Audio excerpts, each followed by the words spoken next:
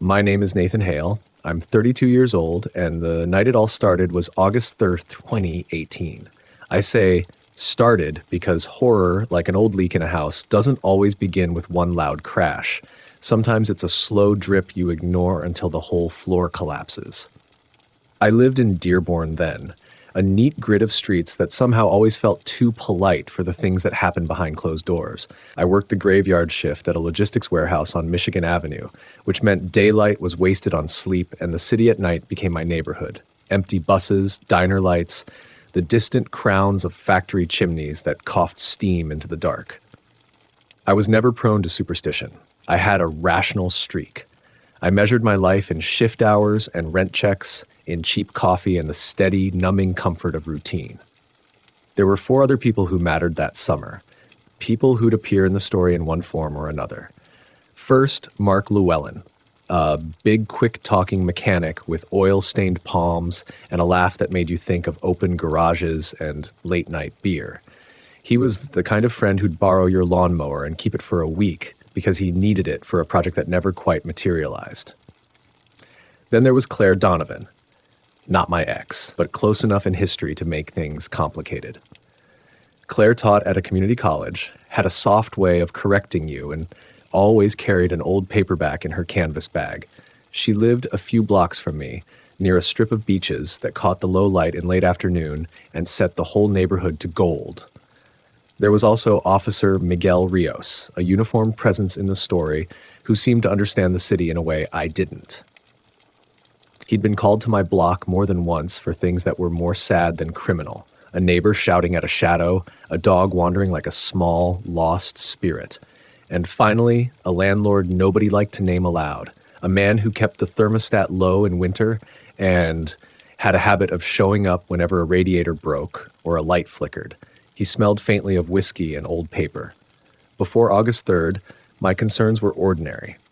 The truck needed a tune-up. Claire had said she might be moving out of town. Mark wanted to teach me to weld. The house across the street, a narrow, 2-story row house with a porch swing that always hung at an angle, was home to Mrs. Klein, an elderly woman who kept her curtains drawn, but whose plants thrived under the porch eaves. We waved at each other. Dearborn felt like it was stitched together with small courtesies. But there were little things that didn't make sense if you looked too closely. The streetlight at the corner blinked on and off in a pattern that didn't match any electrical issue I'd ever seen. A mail carrier swore she found the same junk flyer folded into a different shape every morning. Once at 3 a.m, I heard faint tapping against my window that sounded like someone trying to remember a tune. I told myself it was the house settling, the pipes, the city breathing. Rationality is a good blanket until the cold gets under it. Money troubles pressed at the edges of everything. My landlord was one of those men who saw problems as opportunities. He had plans that included replacing the plum tree in the backyard with a narrow driveway, which, of course, meant new tenants could be shuttled in more easily. Claire's college had announced budget cuts. She was cagey about what that meant for her classes. Mark's welding shop had lost a contract, which is why he'd been calling me late at night with ideas about side jobs. Life, as it does, threaded normal worries through the easy rhythms of the days until the fabric showed a hole. On the night in question, I wasn't supposed to be awake. The warehouse lay along the river, huge and humming, and I'd worked the night shift until morning. I remember the way my eyelids felt like curtains that kept refusing to stay shut. I also remember a text from Claire at 9:12 p.m., a single sentence. "Can you come look at something? Please." That was unusual. She didn't use please lightly. I must have argued for 20 minutes with myself. Sleep or go next door? I took a shower, the hot water shaking more feeling into me than caffeine would have, and I walked over. Dearborn has that kind of summer heat that hangs low and smells faintly of cut grass and car exhaust. The street was empty. The porch swing at Mrs. Klein's house creaked in a wind I couldn't feel. Mark's truck was parked where it always was, shadowed like a sleeping animal. There was a scent in the air I couldn't name, metallic like coins rubbed together underneath everything else. When I reached Claire's house, she opened the door before I could knock, wearing slippers and a look that put a line between her eyebrows I didn't like to see. She had the paperback in her hand, pages splayed, and there was a smear of something dark on the cover. Her voice was small when she said, "Nathan, you need to see this. I want you to understand that for the first 700 words I tell you this way, the streets, the characters, the small oddities, because horror often arrives by making the familiar strange. It takes ordinary names and known faces and rearranges them. You meet the people who will matter. You note the details that later prick at your memory. You carry your everyday worries like a light that suddenly goes out. By then, you're ready. You understand where you came from and who you trusted, and when the world bends, you feel the fall more keenly." We stood in Claire's kitchen, the cheap laminate reflecting a slice of moon. On the counter lay a small, battered music box, the kind with a wind-up key that wound like a promise. The top was carved with a river scene, something quaint. The inside, where a tiny dancer would usually twirl, had been replaced with a photograph, a grainy picture of my street, but taken from an angle I hadn't ever seen. There was a white dot on the photo, a speck of light captured in the frame. Claire's eyes moved to mine, and I could see recognition, not of the photograph, but of what the dot might mean. "This wasn't here this morning," she said. "I didn't put this in." At that point, the main story, the part that will be waiting for you when you read the next episode, finally unspooled like a film. The music box was the first breadcrumb. What followed was the tapping at the window, the flickering streetlight, Mark's late-night phone calls, the landlord's sudden interest in the dates of people's leases. The oddities that had been easy to dismiss began to stitch together into a pattern that smelled of something old and hungry. I still had reason enough to doubt everything. You will too. But what I couldn't deny was that the photograph showed our street on a night not unlike that one, and the white dot, when we walked outside and looked up, breath puffing in the dark, hovered in the sky where no light should have been, hovering with a patience that felt like intent. Hit subscribe for more chilling tales. When Claire and I stepped outside that night, the white dot hung like a loose tooth against the black. Too steady to be a plane, too small to be the street lamp it pretended to mimic. Mark arrived 10 minutes later, having been rousted from his garage by my call. He blinked up at it the way a man blinks at a joke he doesn't yet understand. His laugh died halfway through. The next 48 hours felt like being at the bottom of a pool and hearing people above you speak, muffled, urgent, distant. We started with the obvious small checks. I took the photograph Claire had found to Miguel at the precinct, hands that had steadied with street experience taking in the grainy print. He thumbed the corner and asked whether anyone had been playing a prank. I told him, honestly, that I'd like for this to be a prank. Miguel's face didn't give me that favor. He said, "I'll run it through what we can. You keep your phone on, Nathan, and don't do anything stupid." Don't do anything stupid sounds polite. What he meant, which he didn't say out loud, was, don't go looking for whatever this is alone. But the thing about horror is that curiosity sits heavy and bright in your chest until it crowds everything else out. I am ashamed to say I went looking. We found other photographs within 2 days. They were slid under people's apartment doors, tucked between the pages of library books, taped to the backs of picture frames people thought themselves safe with. Each photo was the same grainy style, wide-angle shots of familiar places taken from impossible vantage points. Each had a white dot somewhere in the frame. Sometimes the dot hovered above a rooftop, sometimes it lay like a pale coin on a sidewalk. Once in Mark's welding bay, a photograph showed the very workbench where he kept his vise, and the dot sat in the metal jaws, almost like it was waiting to clamp down. Neighbors started talking. Mrs. Klein's niece brought casseroles and a worried look. The mail carrier who'd first mentioned folded flyers confessed she found 5 photos in the mail shed that morning, faces on the surveillance tape pale and confused like washed portraits. People whispered about pranksters and weird kids. Someone on the next block swore they'd heard a music box playing somewhere between 2 and 3 in the morning. The city felt watched and small at once. I couldn't sleep. A pattern had teeth now. The photos were appearing faster, and we'd all begun to notice little changes in the world.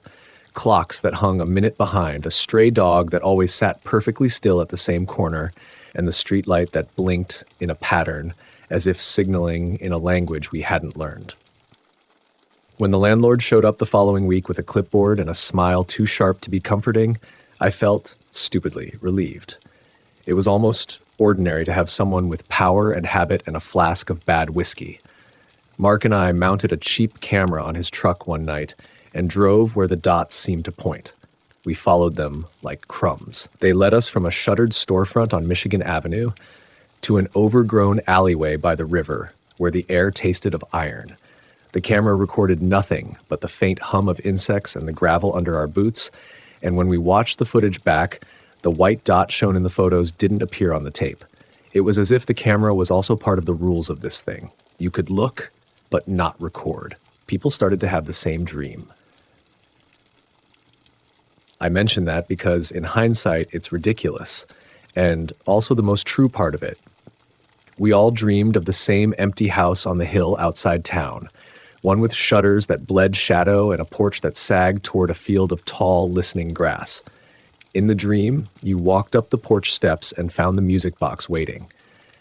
When you opened it, the dancer turned, and the tune was wrong, a little slowed down like someone had played it with a finger on the spindle. I woke up each morning with the melody half-ringed in my ears, a high note that tasted like static. Claire was quieter now. She'd begun keeping a list of where photographs appeared and when, like a scientist trying to find order in chaos. Her handwriting, always neat, grew tight and cramped in places. "They're mapping us," she said one night, leaving her teacup half full on the sink. "Not just our streets, our routines."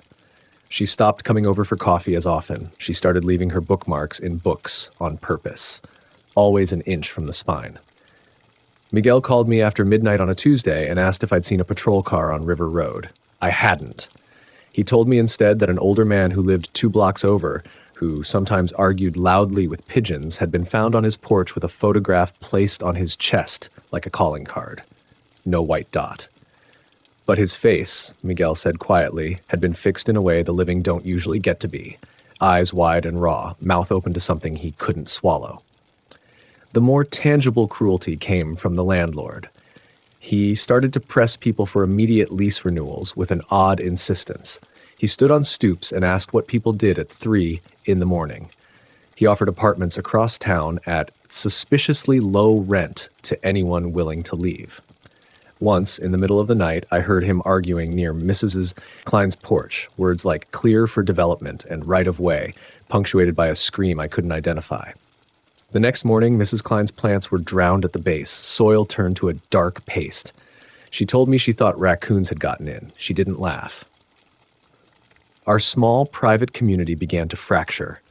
People swapped stories like talismans, a sound outside the window, a neighbor's radio tuned to a frequency that hummed like a throat. One of Mark's clients, a shy man named Lewis, a reserved mechanic who never spoke unless you asked, stopped coming in for work. When Mark knocked on his door, the apartment smelled of bleach and old fear. Lewis had left a photograph on his kitchen table with a dot hovering over the stove, and the note in block letters read, "Don't look at it." The pressure to look at it, of course, is what we all felt. We wanted an answer. We wanted a target. Miguel tried to keep us from acting like detectives, but even he couldn't hide the ripple of interest on his face when Claire showed him a photograph with a dot hovering over the low bridge near the old Ford plant. He agreed to meet us there that night, partly as a cop and partly as a man who wanted to see for himself. It was raining, not hard, just enough to smear the light from the street lamps into halos. The bridge looked like a wound in the road. We stood on the sidewalk and watched the river move like a thing, pretending to be calm. The white dot in a photograph did not appear in the sky. Instead, something else did. A figure at the other end of the bridge, pale as the underbelly of a fish, thin, almost lit from behind. It moved with the economy of something used to being small and careful. When Miguel raised his hand to signal it, the figure halted like a trickster caught in the act and then slid away into the mouth of the plant, which had been boarded up for years. We followed footprints that vanished like the ink on an old letter. At the boarded-up door, someone had scrawled one single word in flaking paint. Listen. The boards didn't let sound through, but when Mark leaned his ear to the cracks, we heard, impossibly, A music box, slow and wrong, turning as if some meticulous hand were coaxing it. There was no answer, no confrontation, only the thing at the edge of hearing and the sense that something had been cataloging us like an amassing of records, names, times, angles, until one night it decided to choose. The choice came not as a shout, but a draft, a knock that sounded like bone on wood and stopped the breath in my throat. It came to my door at 3:13 in the morning. I answered it. Hit subscribe for more chilling tales. I opened the door and stood with the hallway light cracking behind me like a tired promise. There was nothing there at first, just the warped doormat and the smell of rain and old coffee. Then my eye caught the parcel tucked to the side, damp at the corners. It was small, wrapped in brown paper and tied with twine, like something a stranger might leave on a doorstep in a story you tell to keep children quiet. On top of the parcel, a photograph had been pressed flat. It was my own front step, taken from the angle of the street where you'd have to stoop a little to fit the porch in frame. The white dot sat right in the center of it, over my chest like a pale coin placed on a pulse. Underneath the photograph, a single word had been written in a hand I didn't recognize. Watch. My hands shook while I untied the twine. Inside the paper was a music box, the same kind as Claire's, only newer, with lacquer that still caught the light. When I wound it, the mechanism was reluctant, as if it hadn't been used in years. The song it played was the same wrong, slowed-down melody from the dream, a lullaby someone had remembered imperfectly. It made the dust in the doorway seem to hang in little captive moons. I felt watched. The word on that photograph wasn't a suggestion. It was a command that carried the weight of something patient and old. I wanted to call Miguel or Mark or Claire. Instead, I sat on my stairs and let the music turn and turn until the tune wound down to a silence that seemed louder than the song. That night, the city hummed differently. Every parked car sounded like a held breath. I couldn't sleep. Sleep had become a territory where the photographs moved closer, and the music box played from under the bed. At 2 a.m, I found another photograph taped to my apartment door from the inside. An impossible thing unless someone had slipped in while I slept, showing my living room with the dot centered on the armchair where I usually read. My book lay open on the seat in the photograph, the page marked at a paragraph I hadn't read yet. The line in the book, when I opened to it there on my lap, read, "There is a place inside every house where something can be heard if you listen differently." The paragraph ended without explanation, like a sentence cut off by a knife. I began to notice other marks, tiny, pale scabs like calluses that I didn't remember getting dotted my knuckles and the inside of my wrist. In one photograph left under my pillow, the dot hovered not above my chest, but over my wrist, and for the first time, I felt the logic of what we were dealing with. If there was a map, it was not only of streets and porches, it was of bodies and habits, of the tiny loops we tied our lives with. Someone was cataloging the edges. I stopped going to work. The warehouse could take the night of a man who might not return. Mark came by with a thermos of coffee and a flashlight he left on my kitchen table like a talisman. He tried to joke about it, but the laugh stopped halfway. "We need to make a list," he said, as if planning a fishing trip, but his voice carried the same brittle readiness as a man about to move into winter. He and Claire and Miguel met in my living room that night, the three of them looking like a ragtag jury. Miguel brought something unexpected, a stack of old property records he'd pulled from the municipal archives during a long lunch, he claimed, though his eyes were too tired for jokes.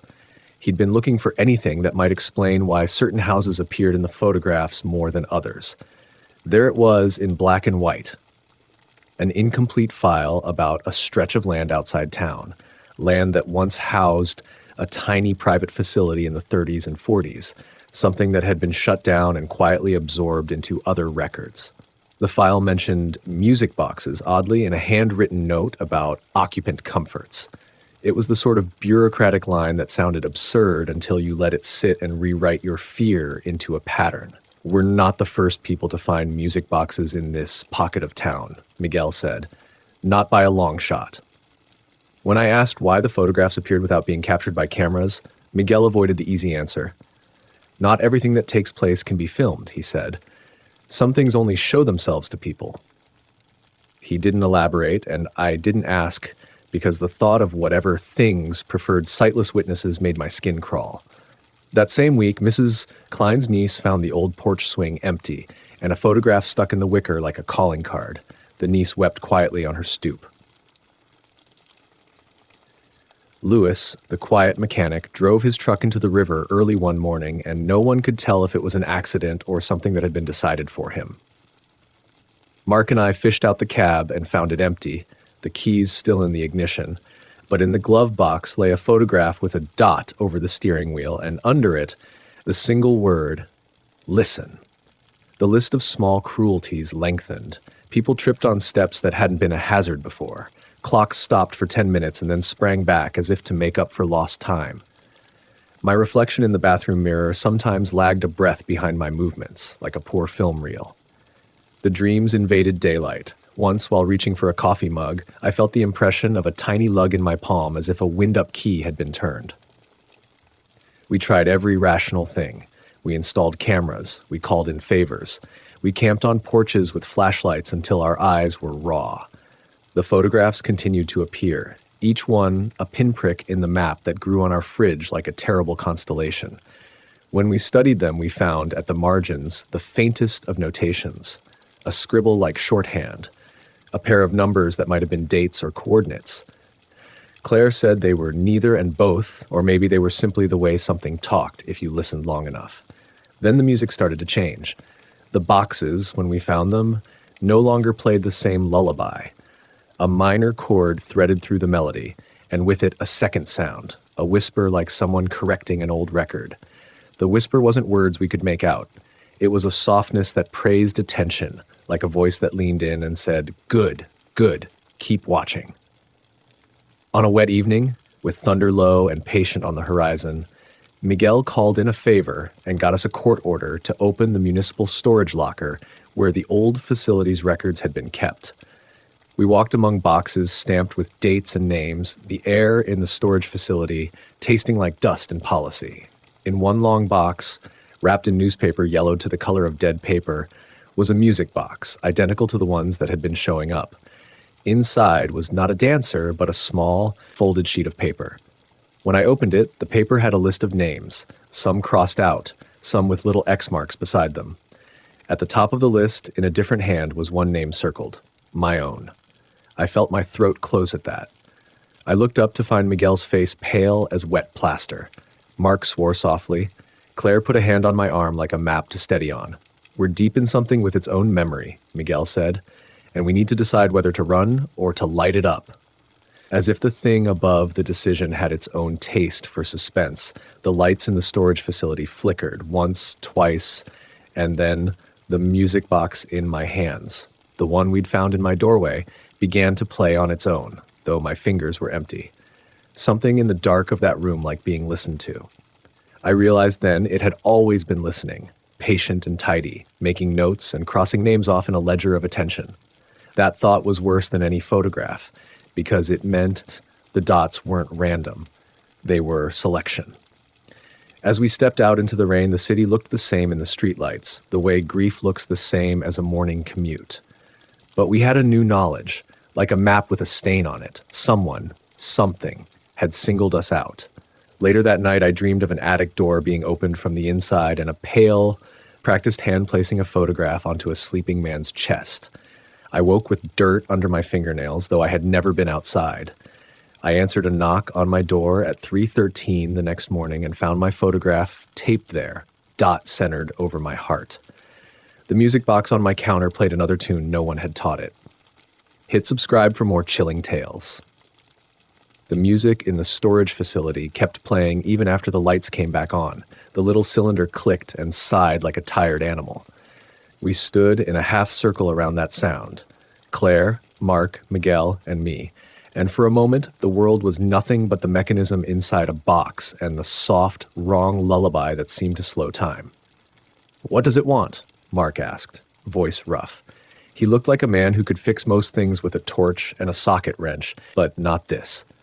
"It wants to be noticed," Claire said, and her voice was a scientist and a poet at once.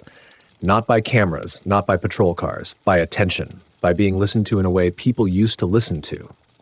She stopped, because naming it made it more monstrous. Miguel cleared his throat and said, "Whatever it is, it's been here a long time. There's a ledger. Names. It keeps track. We found a list with yours circled, Nathan." He looked at me like a man offering another man a choice he didn't want to take for himself. We argued for a while about what to do.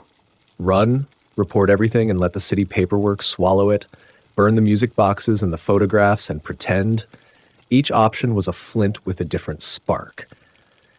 The more we talked, the more I realized that the thing, whatever it was, had rules. It liked photographs, music boxes, and the way people looked at their lives in anxious, habitual circles. It wasn't a killer in the way the movies teach you. It was more patient, more civil. It collected attention like some people collected stamps. In the end, we did what people do when fear and responsibility sit on the same shoulder. We tried to outthink it. Miguel used his badge to get us access to the small, derelict hill where the municipal note had pointed. There was a cleared lot there now, long grass folding around a foundation nobody walked across. In the center, beneath an old oak whose roots had grown like knotted hands through the concrete, we found a trapdoor. The trapdoor smelled of damp paper. When we pried it open, it revealed a narrow ladder and a stair that wound down into a room built under the earth, like a belly lit by a single stubborn candle. The air was dense with the smell of old varnish and the faint metallic tang that had followed the photographs onto our doorsteps. On a table in the center of the room, arranged like a small, obsessive shrine, were music boxes enough to start a pawn shop. Dented, polished, painted, some with dancers, some with tiny porcelain horses. Beside them lay stacks of photographs tied with twine, everyone annotated in a careful hand. At the far wall hung a bulletin board, thick with notes, names, dates, little check marks beside some that had been crossed out. At the top of the list, in ink that had bled into the paper, was a line of names and then an instruction, written in a different, older script. Listen, record, return. There was no beast in the room, no looming silhouette or eyes. There was only an architecture of attention, of ritual. It didn't need to be monstrous to be monstrous. It only needed to be thorough. I touched a box and felt the hum through the wood like a heartbeat. Claire picked up a photograph with shaking hands and showed me the corner where the white dot had been drawn. Not light at all, but something inked on the back, a pinprick that meant selection. "It's not choosing at random," she whispered. "It chooses who will keep watching." Miguel said, blunt as ever, "If it's a ledger, if it keeps a record, we might be able to stop it by making it stop registering us. Burn the ledger, burn the boxes, destroy its memory." So we tried the rational answer first. We stacked the music boxes in the center of the room, photos piled like leaves, and set matches to them. For a few minutes, the fire ate at lacquer and paper, and the sound of the boxes turned to a single shrill chorus as tiny gears sputtered in the heat. The photographs blackened and curled. For an hour after that, we all sat in the dirt and felt the heat move through our clothes like a forgiving tide. And for a while, it seemed to work. The photographs that had been appearing slipped into silence. The music boxes we had taken from porches and doorsteps and trash cans stopped turning on their own. We slept. We ate. We laughed at small, brittle jokes. The city returned to its indifferent, ordinary rhythms. People came back to work. The landlord painted over the flaking injunctions on Mrs. Klein's porch and left the plum tree alone. But some things don't die so simply. Burning is a tidy act for tidy ends, and what we had encountered was not tidy. The fire had eaten the objects, but not the pattern. A ledger can be copied on a new hanging board. A ritual can be resumed in the edges of a town when someone remembers how to listen. 3 months after the fire, I opened my mailbox and found a photograph folded inside, the paper brittle from the cold. I unfolded it with the careful fingers of someone who bottles bad news. The white dot sat where it always had, over my chest. Beneath it, written in a small, precise hand, were 2 words, "Listen once." I called Miguel. He answered on the first ring with an old man's tired apology. "We did what we could," he said. "We stopped the immediate noise, but these things don't always go away. They change shape." I told myself then that I would leave. Leave the city, leave the house, leave the list for someone else. But anyone who's ever tried to leave knows leaving is always a negotiation. Houses hold you with small, accretive cares. A neighbor's borrowed ladder, a job that pays just enough, a cat that has decided you are its chosen inconvenience. And something else had lodged itself in me, the sense that if I walked away, whatever watched would turn its attention elsewhere. It was not noble to stay. It felt like penance. So I stayed. Years blurred in a peculiar way after that. The photographs came less frequently, but never not at all. They arrived as small, polite reminders. A postcard slipped into a book, a photo tucked under a sugar packet in a diner. Each one had a dot. Each one had a shorthand that, if you listened long enough, you could read, not just coordinates, but the faint anatomy of people's habits. The music boxes appeared sometimes when the city least expected them, at rummage sales passed from hands like a votive. They would play, briefly with that wrong lullaby, then go quiet. I learned to fold each photograph the way one folds old, painful mail. There was a ledger nobody else could see. A private index that grew into a weight behind my ribs. Once, when Claire moved away and left me a key to her apartment because she didn't like giving me closure with just words, I found, glued beneath the bottom drawer, a small sheet with names and dates in her handwriting. She had crossed out several names and written in a style that had always been more careful than mine, "We choose less violence by listening differently." What that meant in practice was never clear. Sometimes listening meant leaving a porch light on until dawn. Sometimes it meant burning a box. Sometimes it meant doing nothing, letting the thing watch without gratifying it with the scarce and therefore loud offerings of attention. Mostly, it meant that we learned to live around the edges of something that had always been waiting for us to notice it. I am not a saint. I have not broken the ledger or ended the noise for good. What I have done is smaller and perhaps crueler. I learned to keep the list, not the big municipal ledger that was gone, but a private one, a soft, cruel catalog of photographs and addresses and small rituals that seem to soothe the thing when practiced. I write names down in the margin of old receipts. I wind music boxes that once woke me in the night and tuck them under floorboards. I leave photographs where someone might find them and where a dot will rest, like a resting place. In doing so, I buy a little quiet for a block of people at a time. The bargain is simple and horrifying. I record and I return. I pay attention so the thing is satisfied and does not insist on larger, louder measures of our lives. The cost is my own peace. I am a man who listens for the wrong lullaby and wins it for the neighborhood's sake. Some nights I sit on my porch and count cars like an old ritual, and sometimes a photograph will arrive with my name circled in a hand I don't recognize. Then I know I've been bought a reprieve, and I go down to the small room under the oak and wind a box and make my notes, and the town hums on. Claire sends me postcards from time to time. Mark moved to a town where the factories are different and the music less peculiar. Miguel retired a year after the ledger burned and takes long walks where he doesn't stray into basements. If there's a moral to the story, it's not tidy. People will tell you to burn the things that frighten you. They will tell you to run. Run. I did both. Burning only charred what I could touch. Running only moved the danger a few blocks over. The clearest truth is smaller and more corrosive. Sometimes you keep watching because someone has to, because attention is the currency the thing spends, and without someone to trade with, it will take harsher tolls. On quiet nights, I can still hear, under the city noise, the faint click of a gear. I wind a music box now and then not to summon what waits, but to placate it. When I close my eyes, the lullaby plays, and sometimes the melody is wrong in a way that makes me think of old photographs, edges curling, light turned inward. I keep a ledger of my own, in a soft, careful script, and when a name becomes illegible, I blot it out, because obliteration is a kindness compared to being circled. There are days I hate the bargain. There are other days I am grateful to the rhythm it forces me into, a discipline against the chaos. I don't know if what I do is right. I only know it's what I chose when the thing on the hill asked us to listen. If you ever find a photograph tucked where you wouldn't expect it, and there's a white dot in the middle of it, take a breath and count to 3. You can run, you can burn things, you can call every cop in the city, or you can wind the small gear and sit with the noise until it stops. Each choice changes the map. Each choice makes a new ledger. This is my ledger, written in a cramped, crooked hand.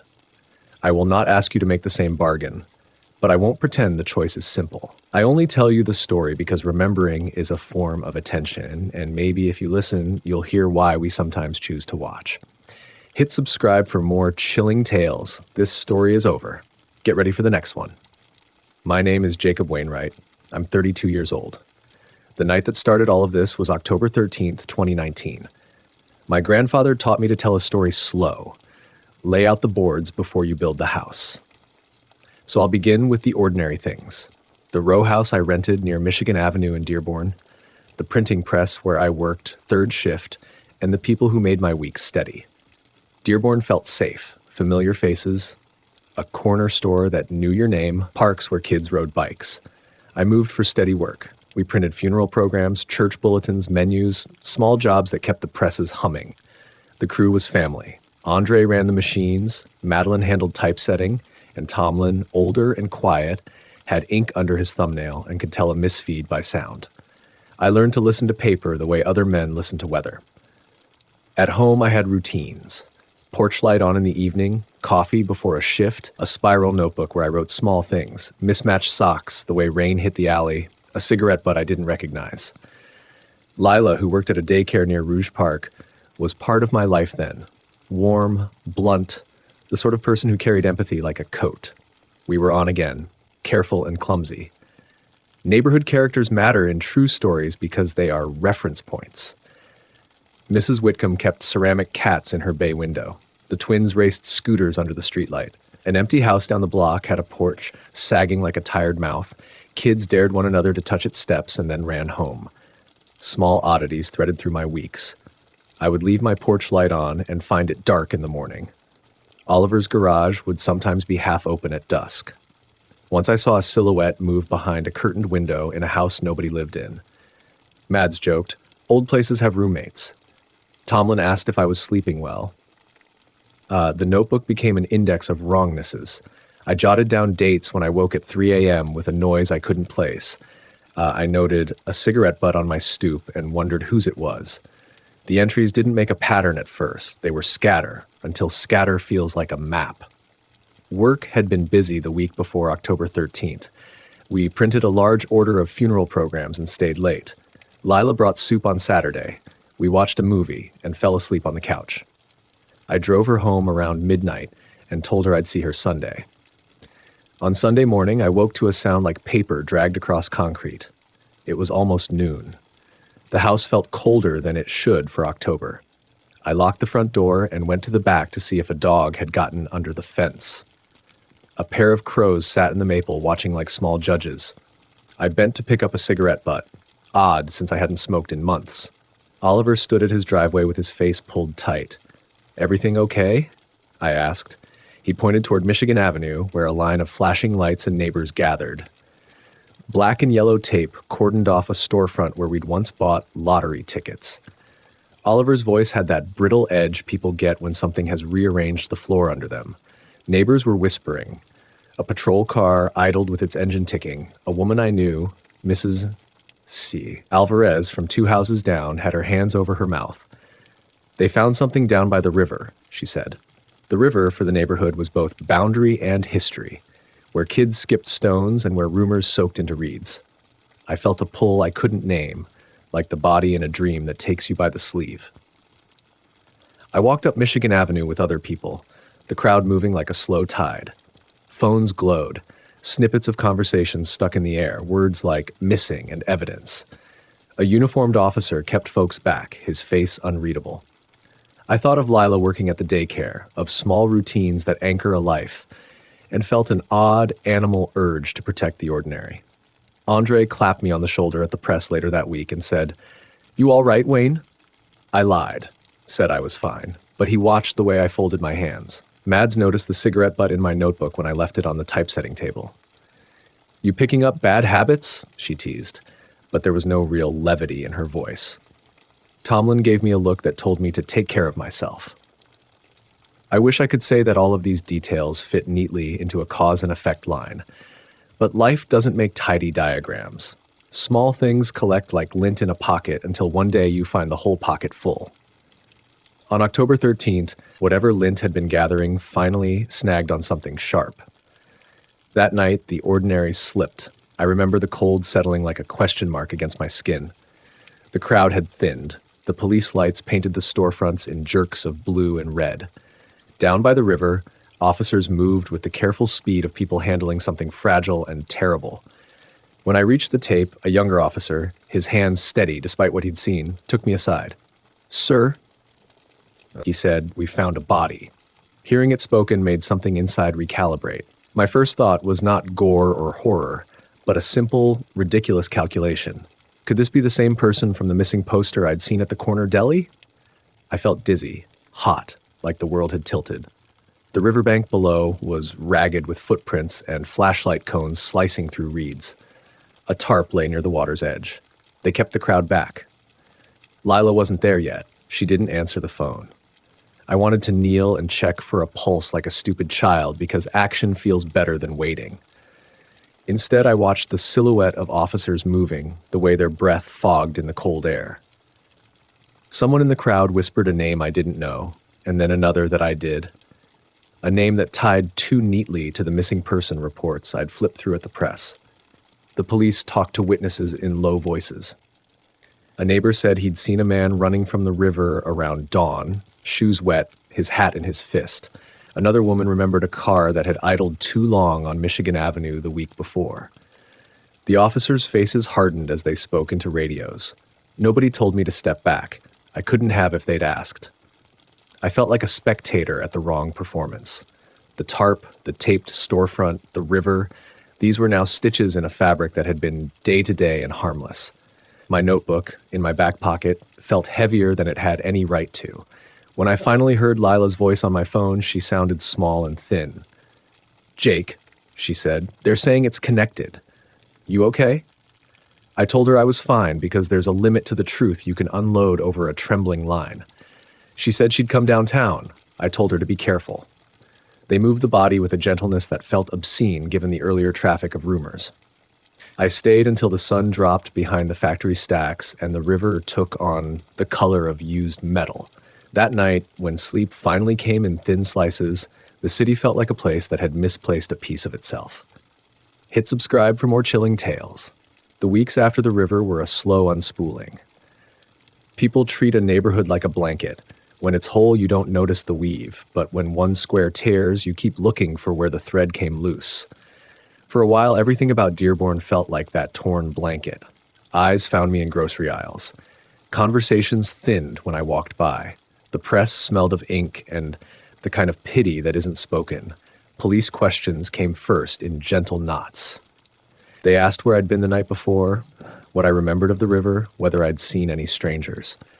I answered plainly, because lying makes the truth heavier when it finally arrives, and because there are only so many ways to say, you were at the press, you went home, you slept poorly.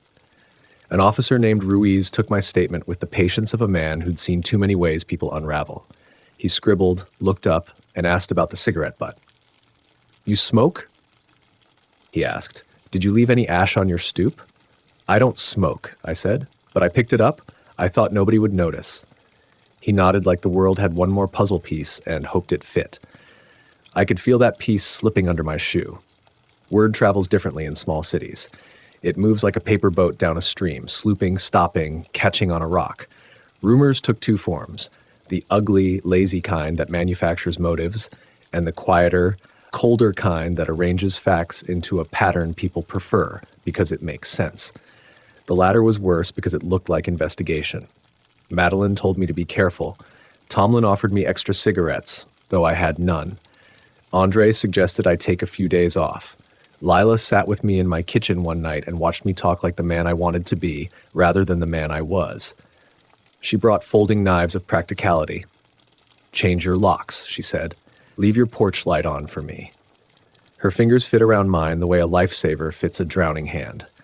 I clung to her practicality like a raft.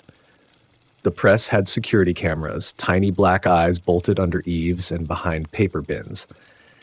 We all thought them useful only for settling petty disputes over missing lunches until an afternoon when the manager, Ruth, called us together and said the footage was being reviewed. Footage, for the neighborhood, is a kind of secular prayer.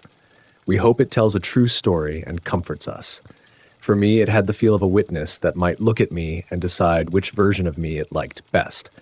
They played something for me in a small office with a humming printer. Grainy frames of a man crossing Michigan Avenue late at night, hat low, hands in pockets. The timestamp blinked like an accusatory eye. The face was unclear until, in one frame, the head tilted and light hit the cheekbones. I held my breath like someone watching a stage trick. "Is that you?" Ruth asked. It wasn't.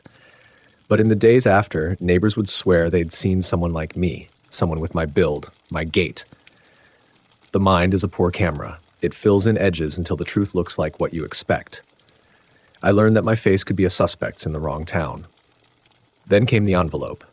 It arrived on a Tuesday, thin as a page and colder than the weather. No stamp, no return. Just my name, written in a hand that tried to be casual and failed. Inside was a Polaroid and a scrap of paper with 2 words, "Remember the house." The picture was of the empty house down the block, the one with the sagging porch, taken from an angle that suggested the photographer had stood in the street and waited. The porch light was on in the photo, though no one lived there. My hands went icy. The first thing I did was breathe, because panic wants to be taken seriously. I called Lila, whose voice steadied me.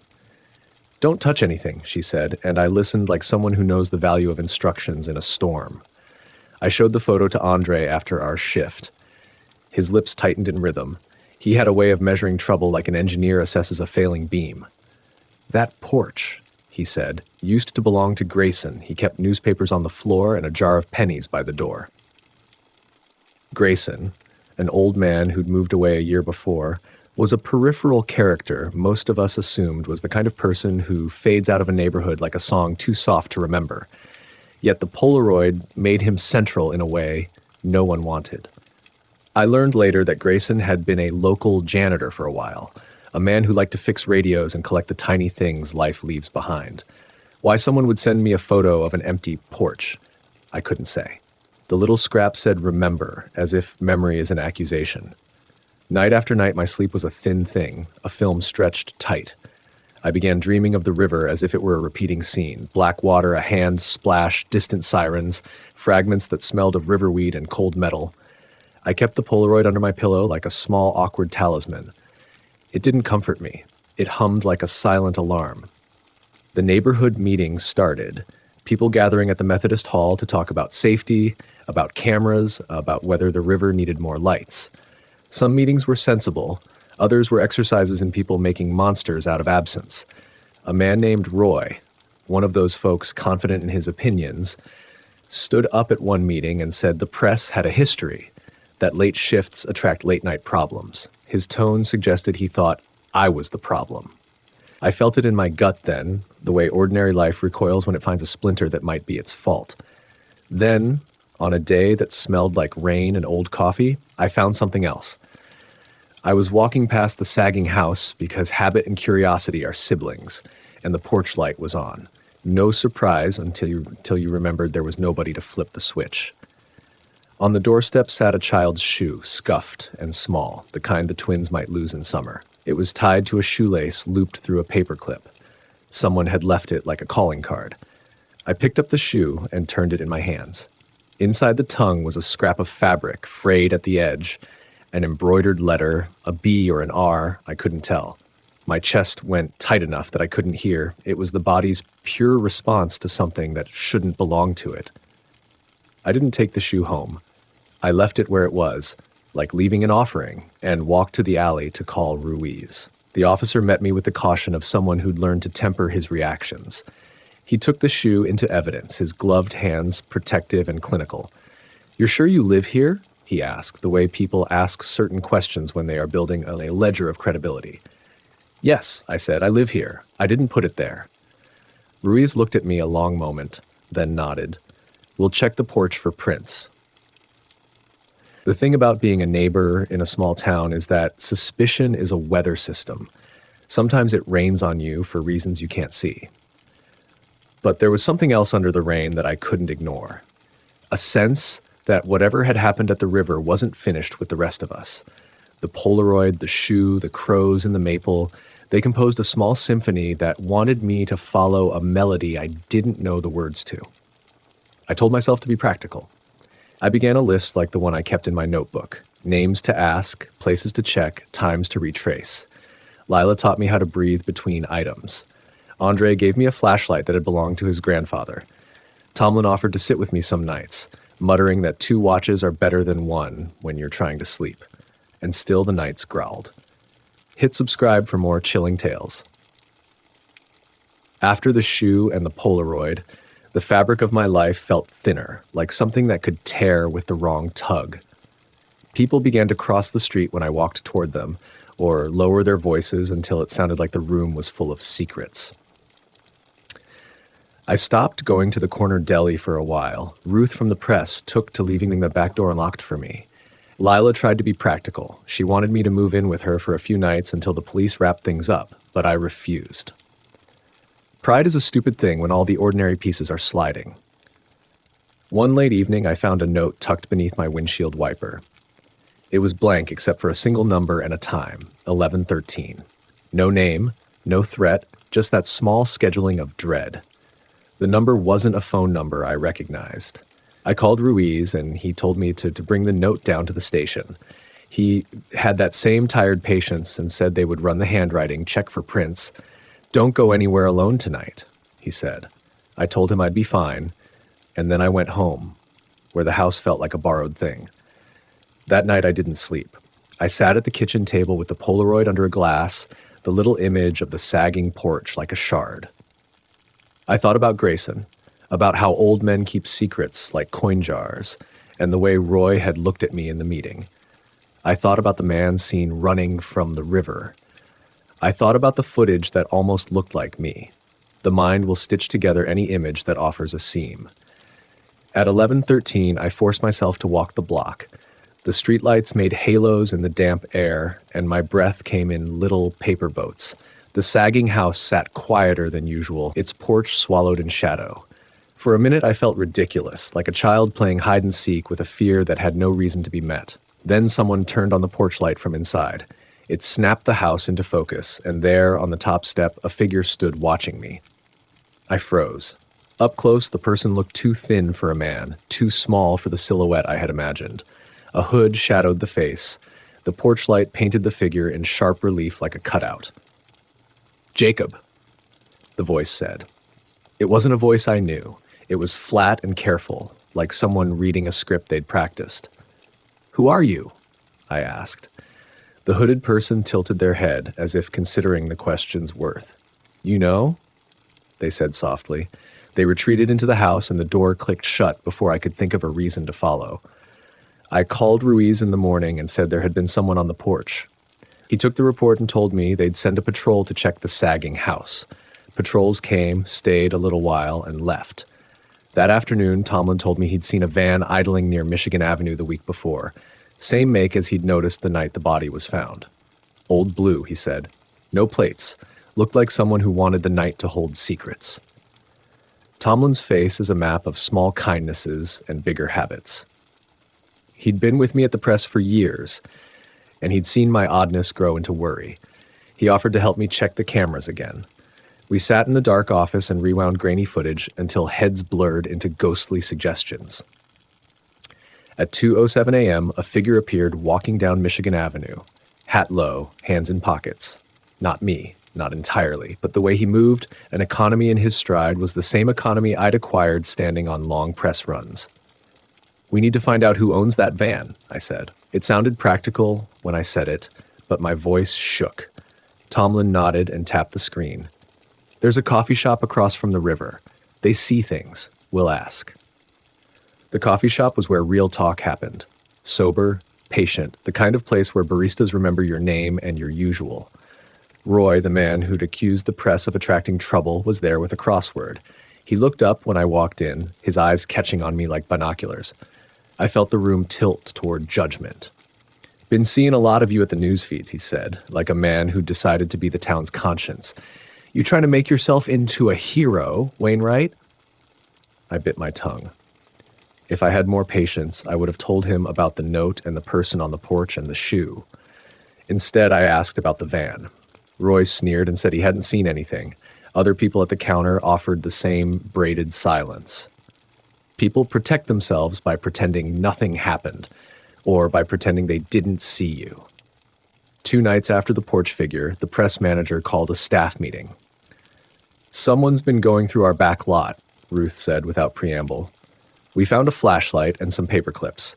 They were the kind you get from an office supply, but arranged like someone was looking for something."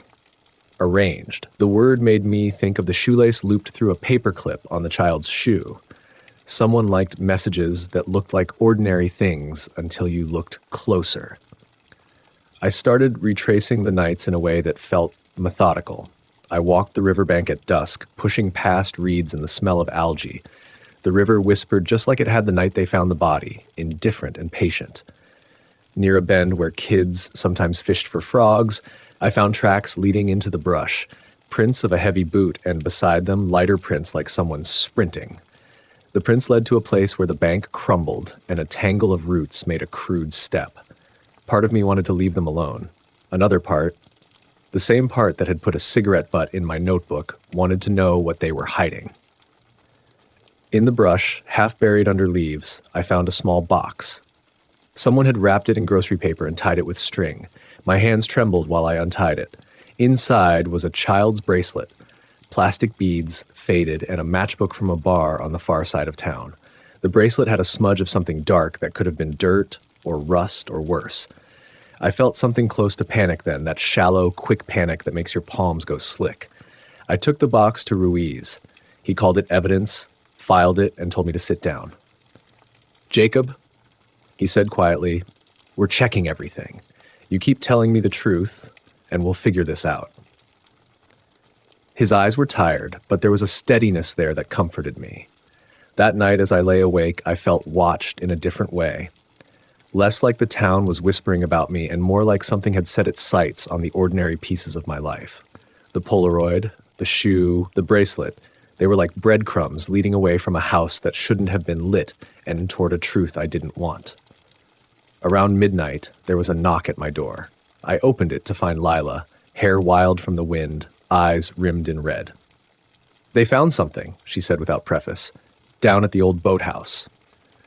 The boathouse is the sort of place parents tell children to avoid. Water and rot and the way shadows seem to lean in. I followed her in a silence full of small animal sounds, crickets and the distant sigh of traffic. The police were there, lights painting the water in slices. Ruiz waved me over and then stepped back as if what they were about to show me had the power to change not just my evening, but the idea of myself. On a piece of driftwood, laid like a placard, there was a name carved shallowly into the surface. It was Grayson's handwriting, or a hand that imitated it. Remember. Under the carving, someone had leaned an old cracked photograph. The same house with a family on the porch, decades older, faces sun-washed. I thought then, that memory is a dangerous, exacting thing. It doesn't ask if you're ready. It simply unfolds, and if you are in its path, it drags you with it. Hit subscribe for more chilling tales. The night they brought him in felt like the town exhaling for the first time in weeks. After the boathouse, attention narrowed like the eye of a needle. Ruiz moved faster than he'd let on. Quiet calls, a warrant quietly filed, questions asked to people who don't like the spotlight. He and Tomlin chased the matchbook lead to a bar on the far side of town. A place called the Lantern where the neon hummed like a warning. The bartender recognized the old blue van from the matchbook stamp. He'd seen it idling by the river the week before, he'd said, and he remembered a man with a hat that kept the van's plates hidden. The owner of the van had a name, Ethan Crow. Ethan Crow was the kind of man the town kept at the edge of its morning talk, someone who'd lived many lives without settling into one. He'd bounced through neighborhoods, slept in vans, did odd jobs. He had a record that was patchy but worrying. Petty thefts, a reckless driving charge, a few domestic calls that didn't stick in the system. He'd never built a life here. He'd been a shadow that liked to park where shadows were useful. When Ruiz told me, I felt relief so sudden it hurt. Relief that the sheriff's office could put a person on a board and peg a place on a map. But alongside relief, there was a tremor. Because people like Ethan don't arrive alone in a story. They bring a wreckage, and questions keep pouring out like water from a busted pipe. Ruiz, Tomlin, and I watched the footage the police pulled from a traffic camera near the river. The van came at 2:07 a.m., like the figure we'd once seen on Michigan Avenue. The camera caught a hatch opening near the boathouse. Later footage, grainy and cruel, caught a figure carrying something down to the water. The prints we found near the bank matched a boot pattern Ruiz ran through the department's logs. They matched the tread on a spare found in the van when the officers towed it. They brought Ethan in quietly. He denied everything at first, small, quick denials. But the box of beads with the smudge, the child's shoe folded with the paperclip, the matchbook tied with string, they'd found that same paperclip in the back of the van. And when they combed through Ethan's stuff, there were photos, Polaroids of porches, of street corners, of the riverbank. One Polaroid matched the picture in my mailbox. How did he get those? I asked Ruiz, because even now the mystery wanted a name, a hand you could point at. Ruiz didn't look surprised. He watched, he said. He kept things. He kept trophies. People like him keep pieces of their work.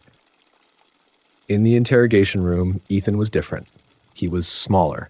The bravado of the van and the prowling nights didn't fit the man under bright lights and the steady questions Ruiz asked. At one point, when they told him about Grayson, about the carving at the boathouse, about the photograph left like a placard, Ethan's face lost something. Not fear, exactly, but the way a curtain falls when a window is shut. "He found me," Ethan said finally, in a voice stripped of any performance. "Old man came to the van, kept saying, 'Remember.' Kept talking like he knew what I did. I didn't want him to talk." His confession, when it came, wasn't cinematic. It was messy and practical and ugly in its smallness. An argument, a shove, Grayson's head hitting rock, panic, a decision to hide what had happened. He carried the body because he couldn't stand to leave someone he'd harmed to be found by the river the next day, because he didn't think anyone would look twice. He'd thought the water would keep a secret. He kept objects. An odd habit, he said, because he liked to feel that he could replace memory with evidence he could own. There are confessions that don't clear the air. They sharpen it. The police treated Ethan's admission as a piece of a larger puzzle. He told them about a fight with someone else, a man he met down by the river, a dispute over money, and his story staggered into other people's. The investigation widened, and in widening it snagged details that didn't fit Ethan's simple narrative. But the core remained. Grayson had been at the river. Grayson had confronted someone. Grayson had died there. The Polaroid, the shoe, the bracelet, why did they lead to me? In the precinct, Ruiz showed me a cluster of notes and photos they'd taken from Grayson's small flat. He'd kept lists, names, the sort of inked chaos someone's mind makes when it doesn't trust memory. On a folded scrap, Grayson had written, "Jake pays attention." It was smaller than the carved remember. It was messy and human. Grayson had left things because he knew the neighborhood like the back of his hand. He'd watched the river and the route the van took and the people who came and went. In the end, he didn't trust the police to look, so he left breadcrumbs for someone who noticed small things. The neighbor who picked up a cigarette butt, the kid who wrote down odd dates in a spiral notebook. He left the Polaroid at my door because he'd seen me pause at the sagging house. He left the shoe and bracelet to prod someone into looking down the path he couldn't see clearly anymore. I never got to ask him why he'd trusted me. He was gone by then, drag of days in the river finishing what the argument had started. The carving at the boathouse was his last clear voice. Remember. Not so much an accusation as an instruction to a neighborhood that tends to look away. When Ethan went to trial, the town filled the small courtroom like a congregation. Some people wanted spectacle, others closure. I sat in the back and watched Roy sit in the first row with his jaw tight, the same man who'd said the press drew trouble. Justice is not a neat machine. It's a long process of people telling stories and the law trying to take the pieces and arrange them so they make sense. Ethan was convicted on evidence that didn't depend on my notebook or Grayson's notes, but those things had pushed the police to look. After it was over, the river seemed quieter, not because the river had changed, but because the town had found a way to put words to the thing that frightened it. People started to come back to the corner deli and to sit a little longer on their porches. The press put up an extra light in the back lot, and Ruth bought a better lock. Lila and I stopped treating each other like fragile objects. She moved into my place the month after the trial. Tomlin kept bringing over his slow casseroles like a man trying to repair a roof with soup. There are things that don't heal. Grayson's absence sits in the sagging house like a missing tooth in a grin. The map of our neighborhood includes a scar now, and scars change how light falls. I still find myself waking at strange hours, listening for sounds that used to mean nothing. Sometimes I see the Polaroid in my mind and feel the cold of a porch light left on when no one was there. But there's another thing. Memory is not only a blade, it can be a beacon if you tend it. Grayson loved this neighborhood enough to try to keep it safe in the only way his failing mind allowed, by leaving a trail for someone to follow. He trusted that someone would pay attention to small wrongnesses. He trusted me. I tell this story slow because that's what he taught by example. Notice the cigarette butt, the shoe, the man who limps the wrong way. Notice people who seem like background. They sometimes hold the map to a truth. In Dearborn, the ordinary pieces of our lives rearranged in a way I wouldn't have chosen, but they taught me, stubbornly, how to look. Sometimes at night, we walk down toward the river, Lila and I, and we stand at the bend where the boathouse porch light used to cut into the dark. The water is patient as ever. We talk low. We remember Grayson with a small kindness, an old man who left us a terrible, necessary instruction. There are endings in this story. A courtroom, a van towed away, a name carved into driftwood. There are no tidy erasures. The neighborhood keeps a watch now, not out of paranoia, but out of care. I still write in the spiral notebook. Sometimes I put the Polaroid back in its glass and look at it until the porch becomes only a photograph. The house still sags. The crows still judge me from the maple. We learn to live with what memory gives us because living otherwise would be to live half alive. Hit subscribe for more chilling tales. This story is over. Get ready for the next one. My name is Logan Price. I'm 32, and the night I'm about to tell you about was October 14th, 2019. I don't tell this story often. When I do, I lower my voice like I'm handing you something hot, something that will burn if you stare at it too long. I grew up a little west of Dearborn, the city with the long factory shadows and the old elm trees that look like they could remember engine oil and prayer. I worked as a dispatcher for a waste hauling company then, early mornings, late nights, the sort of job that teaches you to read headlights like people. My apartment sat above a laundromat on Greenfield. It was small, messy, lived in, and smelled faintly of detergent and the kinds of regrets you can't quite wash out. People in Dearborn talk. The town is stitched together by rumor and the memory of things that happened downriver, where the factories were loud enough to drown out screams, if screams ever rose there at all. I had friends who liked to call themselves practical, who liked to say there's a logical explanation and then break in two when the logic didn't fit. There was Marcus, a mechanic with hands like wrenches and a laugh that started fights and ended them. There was Claire, who ran a diner on Warren and knew everyone's favorite coffee order and their darkest habit. And there was Owen, the kind of guy who borrowed my tools and took my bets and could charm a cop out of a ticket. Names like that, ordinary, made the ordinary feel safer. The week before that October night was the kind of ordinary that hums. I worked shifts, fixed the rattles in my Chevy, watched late-night movies to keep my eyes open while I wrote delivery logs. The city smelled like wet asphalt most nights. Rain turned everything into a damp memory. People invited me out. I said no more than usual. I kept to routine because routine feels like a promise, even a lie you can trust. Dearborn has pockets where light retreats early. There are neighborhoods that time touched and then forgot, rows of houses with porches leaning like tired men. There's a stretch by the old railway where freight cars still sit on side tracks. Graffiti like a prayer in splattered paint. On my route, I passed a shuttered storefront with a faded poster of a jazz gig from 1987. You drive past it 100 times, and you begin to imagine the music still playing behind boarded windows.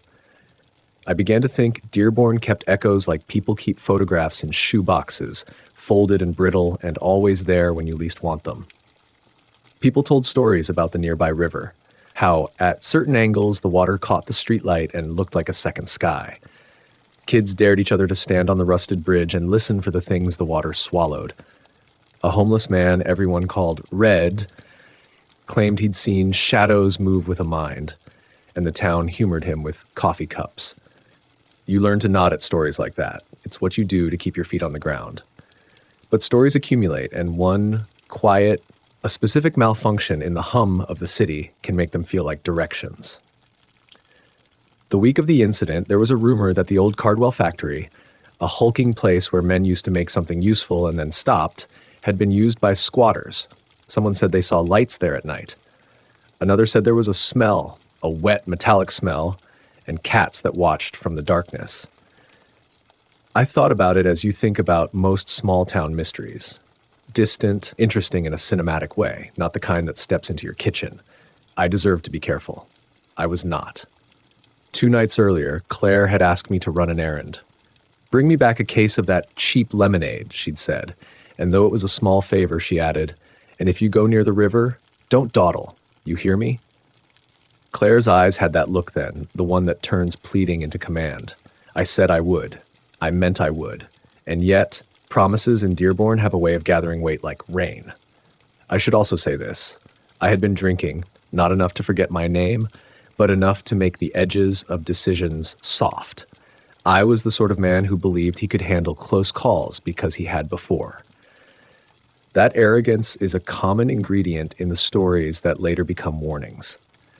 On the afternoon of the 14th, I finished my shift, went to the garage, and listened to Marcus moan about a stubborn starter motor. He joked about ghosts in the Cardwell place, and we laughed the laugh you use to keep the idea from settling into your bones. Around dusk, the sky bruised purple. I took my Chevy down by the river to clear my head and to pick up the case of lemonade for Claire. The water looked the way it often did, smooth and reflective, swallowing streetlight. The Cardwell factory sat a little up from the bank, its broken windows like teeth. I remember thinking then that broken things have a patience to them, sitting there waiting for someone to look too long. I got to the turnoff just as night drew its first breath. My headlights cut through the mist like a blade. A delivery van in front of me braked suddenly and I had to swerve. That was when everything shifted. Nothing dramatic, no thunderclap, just a small thump in the back of the Chevy like someone had placed a hand there. I parked near the shuttered storefront across from the old tracks. There was a figure at the edge of the lot, the way a silhouette can be a shape or a person depending on how hard you want it to be. I stepped out, keys in my hand, telling myself I would check and be done. It happened because I thought I was only going a little farther into the darkness than anyone sensible would go. It happened because I ignored the small, rational alarms, the ones that whisper and we step over them like cracks in a sidewalk. It happened where the town forgets to keep its lights on, by the river where the Cardwell factory watched like an audience. It happened when the mist swallowed the edges of the world and separated sound into thin slices. I can't tell you everything all at once and like that. It's a series of photographs with the flash burned out in places. But what follows is the night itself. The reason I speak now in low, careful sentences, the reason some of us in Dearborn still glance at the rusted rail and feel our mouths tighten. It started with a laugh that wasn't human and kept going from there. Hit subscribe for more chilling tales. The laugh came from somewhere inside the factory. Not the brittle human sound you hear on a bad TV show, but a layered, rolling thing that didn't line up with the rhythm of lungs. It echoed like someone scraping a match across the inside of the world. I stood still because I wanted to prove to myself that I could still make the sensible choice. Get in the car, drive home, sleep it off, tell Claire a boring lie about the detour. Instead, my feet moved. The lot under the broken neon was a mess of puddles and glass. My breath steamed in front of me. The silhouette I'd seen earlier was gone. In its place, something had left a set of prints that disappeared into the shadow where the factory met the night. Prints that were too long and too spaced for a human stride, like someone had a longer reach than they should. You start to notice details when you've had enough near misses with the world to know how it usually looks. Those prints were wrong. I followed them because curiosity is a bad kind of gravity. The main gate was chained, but the chain looked like it had been cut cleanly, as if by a tool that had once been used on metal for a living. Inside, the factory smelled like oil and something else, something warm and animal and sour. My phone camera light jumped along rusted beams and graffiti that read like a ledger, names with dates, a child's scrawl that said, "Don't wake him," a rectangle of newer paint where someone had tried to cover something up. There was an old loading dock where pallets leaned like broken ribs. The laugh came again, closer, and I felt the hair on my arms climb. I told myself aloud this was ridiculous. I told myself aloud that people trespassed all the time, that drunks used the Cardwell as a shortcut, that kids dared each other to see who could stand longest in the belly of a dead thing. My voice sounded small in the cavernous room. Then something moved in the shadow and, God help me, 2 eyes reflected the light of my phone like hammered coins. They were set wider than human eyes and too low to a face, as if whatever owned them had to look upward to meet you. For a second, I thought it was an animal. Then it cocked its head in a way an animal doesn't. The laugh that followed had a cadence like a throat trying to mimic a song it heard once and couldn't remember. I didn't run right away. People in stories think of their legs as instruments of escape. In real life, they become like old belts that slip. I backed toward the door, and the floor gave a moan that sounded like a slow apology. The object in the shadow stepped forward. It had arms that folded in odd angles and a torso that bent like a hinge. It moved without the jitter of bones. It moved like someone who had practiced moving to be wrong. I saw then what the graffiti had been trying to cover, a symbol painted on the far wall, half hidden by flaking insulation. It looked like a circle with jagged teeth inside, not a brand anyone around here would use for advertising. The symbol throbbed in a way that made my stomach lurch. I tried to take a photo, but the battery on my phone flickered and died the millisecond the object stepped into the beam. The laugh chopped into something that could have almost been words. I thought I heard my name, but if it said it, it sounded like the wind straightening a name into a curse. I did what I should have done. I ran, or at least I attempted to. The object matched me step for step, moving by the sound of me rather than line of sight, and there was a whisper like silk against the back of my neck. I made it to the loading dock and shoved through a rusted service door that was supposed to be locked. The door slammed like a judge's gavel, and something hit it from the other side, not with a hand, but with a weight, shaking the frame.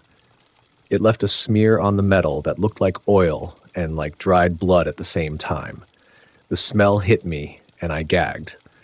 I ran out into the alley and the parking lot, but the lot felt wrong. Too quiet, like a mouth after teeth are pulled. My Chevy was where I'd left it, headlights off. I fumbled my keys. When I turned, I saw movement in the factory windows. Not a silhouette this time, but dozens of small reflections like someone had lined the panes with silvered mirrors. For a moment they all turned toward me, and I felt a pressure in my head that wasn't mine, as if a hand had settled on my thoughts. I drove away, but for the next block I kept looking at the rearview mirror, expecting to see that wrongness sitting in my back seat, humming the cadence of a laugh. I called Marcus that night, though. He wasn't one to lie awake for anything that wasn't a busted carburetor. He picked up on the second ring. Groggy. "Logan? You good?" His voice always sounded like a workshop radio. I could barely make the words come out. I told him Cardwell. I told him Prince, the symbol, eyes. I felt absurd. The way your mouth keeps trying to rationalize as your heart climbs the ladder of whatever rope it's on. "Don't go back there," he said. Simple, soft. The tone of a man telling someone he loved not to put a hand in a fire. "Call Claire. Sleep at mine if you need. Don't be a hero, man." I said okay. I hung up. Then I opened a new message and typed the address of the factory to Owen and Claire, a strange and clumsy invitation. Cardwell. "Now, you gotta see this." I deleted it 3 times and hit send once. Nobody showed for an hour. The night learned my impatience and stretched it into something else. When Claire finally did come, she pulled up like a comet, headlights painting the road white. She climbed out with a thermos and a flashlight like a Midwestern myth. Owen was with her, face harder than I'd ever seen it. Marcus wasn't there yet. He said he'd follow. We stood in my parking lot like a bad counsel. She examined the smear on the car and swore softly. "We should call the police," she said. It sounded like a plan, but it had no backbone. We should call someone official. Owen said, Police take statements. Police don't go poking around in a place that smells like old machines and nonsense. He was practical in the old way. His jaw worked like a piston. Whatever's there, it doesn't sound like it wants witnesses. We argued, then did what scared people do. We compromised. We agreed to go back with lights and more people. We would leave the car on the road. We would bring tools. We'd be careful. It was the sort of thinking that wraps courage in the nylon of common sense and calls it brave. We stepped into the hot cold of that factory together, and for a while I felt less like prey and more like a pack. The flashlights peeled the dark into strips, faces, machinery, the graffiti symbol again, newer and bolder now that people knew to look. Somewhere deeper in the plant, something moved with a deliberation that suggested not hunger but interest. We found a room that didn't match the architecture, a space carved into the factory as if someone had taken a piece of it and pressed a different kind of building inside. There were objects inside, photographs, 3x5 cards with names, thin strings tied through thumbtacks like a map. On the floor lay a children's shoe, scuffed and small, its laces tied in a careful knot. Claire noticed it first. She picked it up like she'd found something fragile and terrible. Her fingers trembled. Who would? She started and stopped because there are some sentences you cannot finish in front of a room that listens. The laughter began again, and this time it moved like a chorus, layered in the corners as if something had opened a mouth and let a dozen smaller mouths shape the sound. The air went thick, and the lights in our flashlights seemed to be fighting an invisible fog. We stumbled back, and I felt then the clean, stupid, animal fear of knowing there was no longer a clear path home. That night I called Marcus again. He came like a machine that had been wound too tight, cursing, practical, angry at the idea of being frightened. He shoved past us and went into that carved room like a man who believed seeing something was the same as proving it away. He found a scrap of paper, and his face went white in a way that made me forget everything except the fact that I loved him for being made of the sort of guts you respect. He read a name and looked at us. Tommy Lawson, he said. Died in '98. Disappeared from a youth center. They never found him. The name dropped into the room like a stone into water. The ripples touched every head in the group. There were other names pinned there, dates that didn't all match the City Hall records. People who had been reported missing in neighboring towns, people who had simply stopped. That list was too purposeful to be random. That list was a ledger. We argued about calling police again. In the end, we left with more questions than answers and the hollow promise we would come back with more people, more proof. As we walked away, the laugh followed us down the steps and into the lot, not chasing in the way something physical would chase, but like a ripple across glass, present and distant at once, as if it could be heard from inside a dream. That night, none of us slept much. We sat in Claire's diner until dawn, hands wrapped around coffee like talismans. We made plans that were brave in the ways you make plans at 2 a.m, when fear and courage are both magnified and your reasoning is thin. We decided to gather the town, to bring someone official, to illuminate whatever lay behind those windows until it had nowhere left to hide. We were, I would later say, very wrong about how much light could matter. Hit subscribe for more chilling tales. We told ourselves we would be smart about it. We organized like a small, ragged army. Claire spread the word in the diner, and people showed up because small towns do what small towns do. They gather. Owen knocked on doors. Marcus sent a text that read simply, "Bring flash." By noon the next day, we had a handful of folks who remembered Tommy Lawson's name and a retired police sergeant named Frank Delaney, who had more patience for odd calls than the newer officers at the precinct. Frank's face had a map of every worry he'd survived. He smoked no more, but carried the habit in the way he listened. Slow, patient, looking for the edges. We weren't naive. We knew the police might laugh or write statements in close files. Frank had contacts, though, and under the weight of the names we came with, missing kids, unclosed cases, the little shoe, he agreed to at least walk us through the perimeter. We take notes. We secure the scene. We don't go in without probable cause, he said. His voice had the authority of someone who'd seen towns split by hysteria, and those that split because people didn't speak up. The plan was to push, photograph, and bring evidence to City Hall. We had lights, people, and a kind of stubbornness that only familiarity breeds. Cardwell, seen in daylight, is a different animal. The broken teeth of windows seemed less like eyes and more like old scabs. Sunlight found the same symbol and made it only uglier. We taped off a perimeter and took pictures. The sort of photographs you take to prove the extraordinary is, in fact, ordinary enough to be documented. We found more. Stringent thumbtacks led to a rusted locker. Inside the locker, a child's sweater folded like a confession. There were names hidden in margins of notebooks, little notations next to dates. Frank took photos and wrote while the rest of us tried to keep our stomachs from betraying us. We expected that would be the hard part, gathering proof. We did not expect Cardwell to answer back. That evening, when the sun thinned to a rumor, someone, I don't remember who, noticed fresh footprints leading from the factory gate to the riverbank. They were human-sized, smaller than the prints I had first seen, but they crossed paths with the longer ones like two languages overlaying each other. Claire kept saying, "This place eats people and spits out stories," and she wasn't far from right.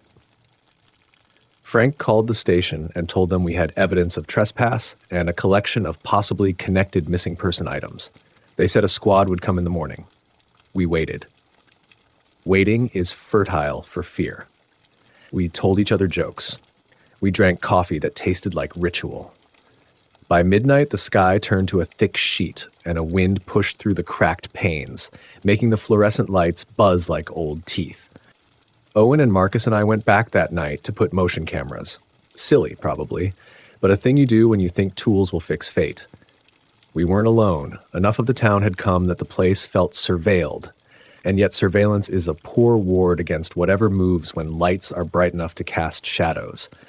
The cameras we mounted caught half of our fumbling and a smear of something against the loading dock that hadn't been there in daylight.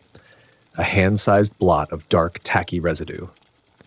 Marcus swore and tried to scrub a sample into a jar, cursing. His hands shook in a way I had rarely seen. We reviewed the footage later in Claire's diner at 2 a.m. under harsh fluorescence that felt like interrogation lamps. The video captured the lot, our laughter, the way we moved, and then the light stuttered out like a power cut. For half a second, there was only the hiss of the camera and the quiet of people who forget to breathe. Then the footage showed a shape crossing the frame, not running, not walking, but sliding sideways like a shadow learning to wear posture. It left no reflection in the puddle. When Owen leaned forward, swearing, Claire's hand found mine and gripped like an anchor. "Call someone," Owen said. We called the precinct again. They said a squad would be there by first light. Frank, who'd been taking notes, folded his paper and said, "We sleep, we meet at 7. We go in with the squad." It was the right plan. It was also useless. At 3 a.m., the squad arrived in a way they only do for fires and for funerals. Sirens low, lights muted. The streets filled with people who had come to watch or to help. We waited at the lot, and someone lit a cigarette. Someone always lights a cigarette at a vigil. And the smoke curled like a familiar prayer. The squad parked and officers moved like actors in a play they'd performed too often. They checked the scene and took statements. Frank argued the point of calling in the CSI team. The officer in charge, a young woman named Alvarez with tired patience, agreed to more cameras and to securing the building. But even as she spoke, we saw something at the far end of the lot. A cluster of people pointing toward the riverbank. We ran because we run toward things in the way a moth runs to a window when the house is on fire. On the riverbank, we found footprints again, small and deliberate, leading to the rusted bridge. The water under the bridge sucked at the night. It looked wrong, as if the river had a membrane, and we had poked it. The officers shone lights, and into the beam a scrap of fabric floated on the water like a pale flag. It was a sleeve. Claire crouched and touched it with gloved fingers. She looked up at us, and there was no color in her face. "Tommy's," she whispered. When the officers called into dispatch, the tone changed. You could hear the protocol tighten like a muscle. They called for backup, for forensics, for county. We thought that would finally be the end of the arc. Things are collected, questions are filed, and the town moves on with a new bruise. But Cardwell isn't a bruise that heals. It's a place with teeth, and teeth don't always let go. The next day, as forensics took pictures and logged items, Marcus vanished. One moment he was there, leaning against the service truck, joking with an officer about the smell of old factories. The next, he was gone.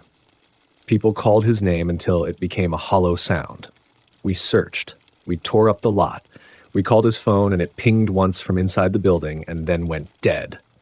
Frank got on his knees in the mud and found a single footprint.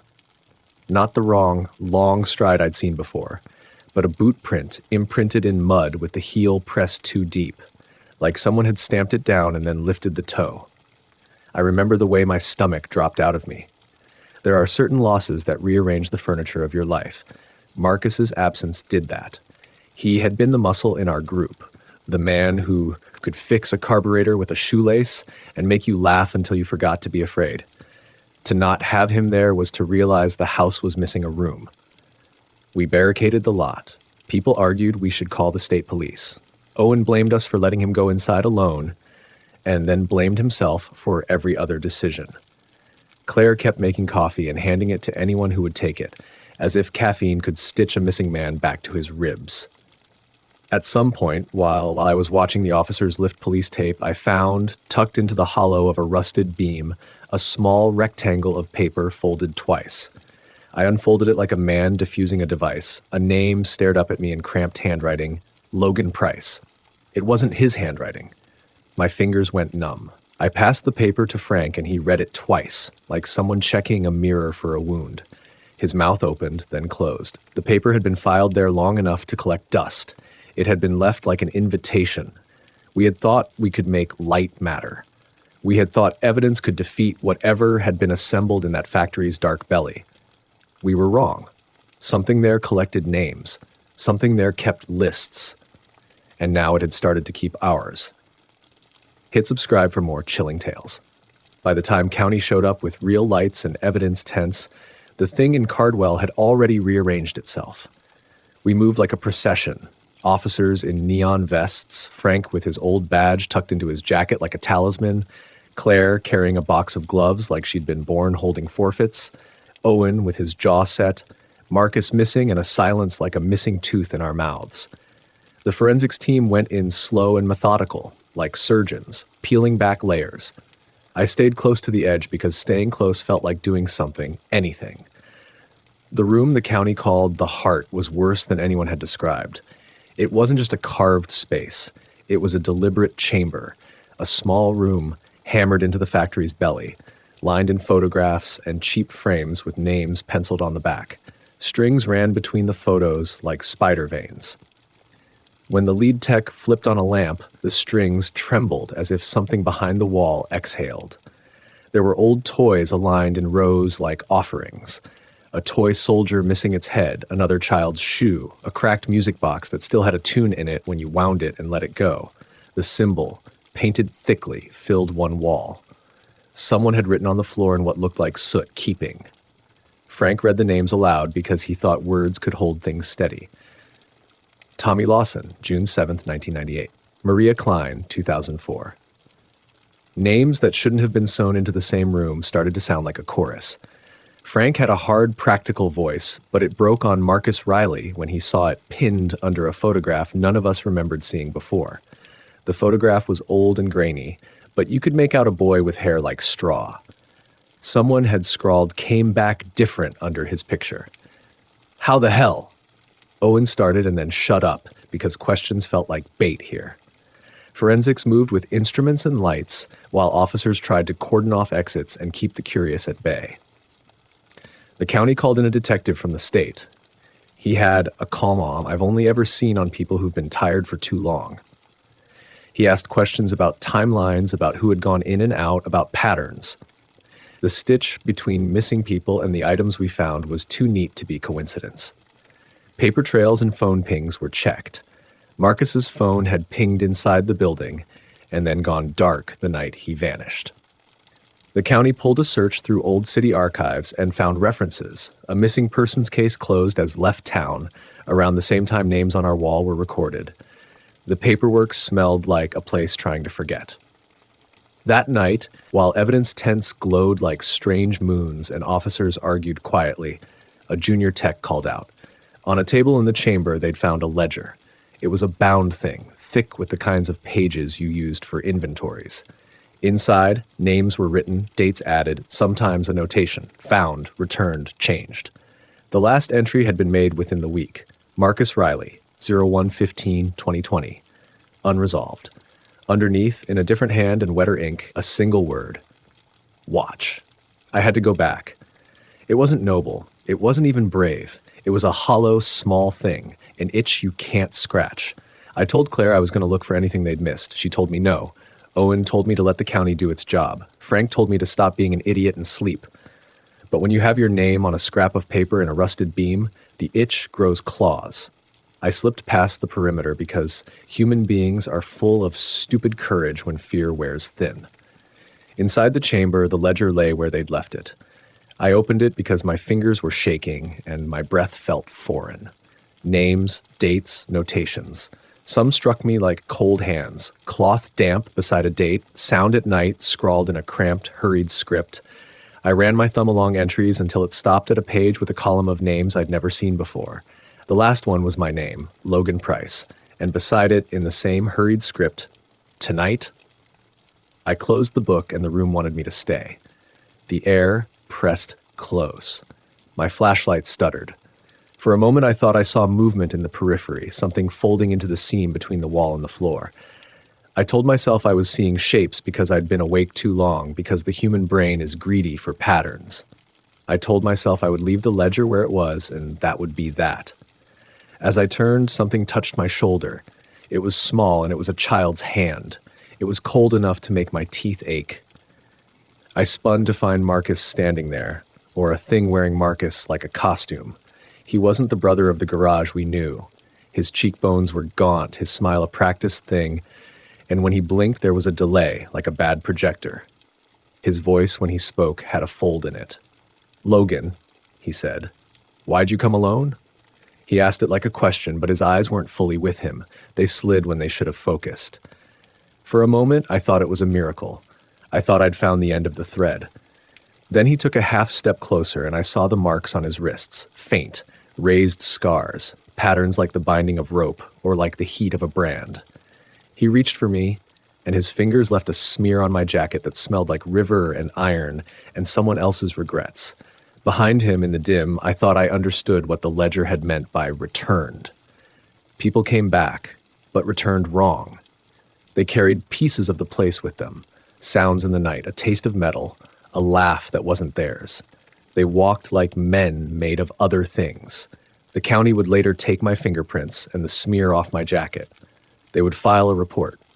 They would place Marcus in a holding room and call him disoriented. They would bring in counselors. They would make polite professional notes that couldn't capture the way his shadow moved wrong across the floor. I didn't leave that night with a tidy victory.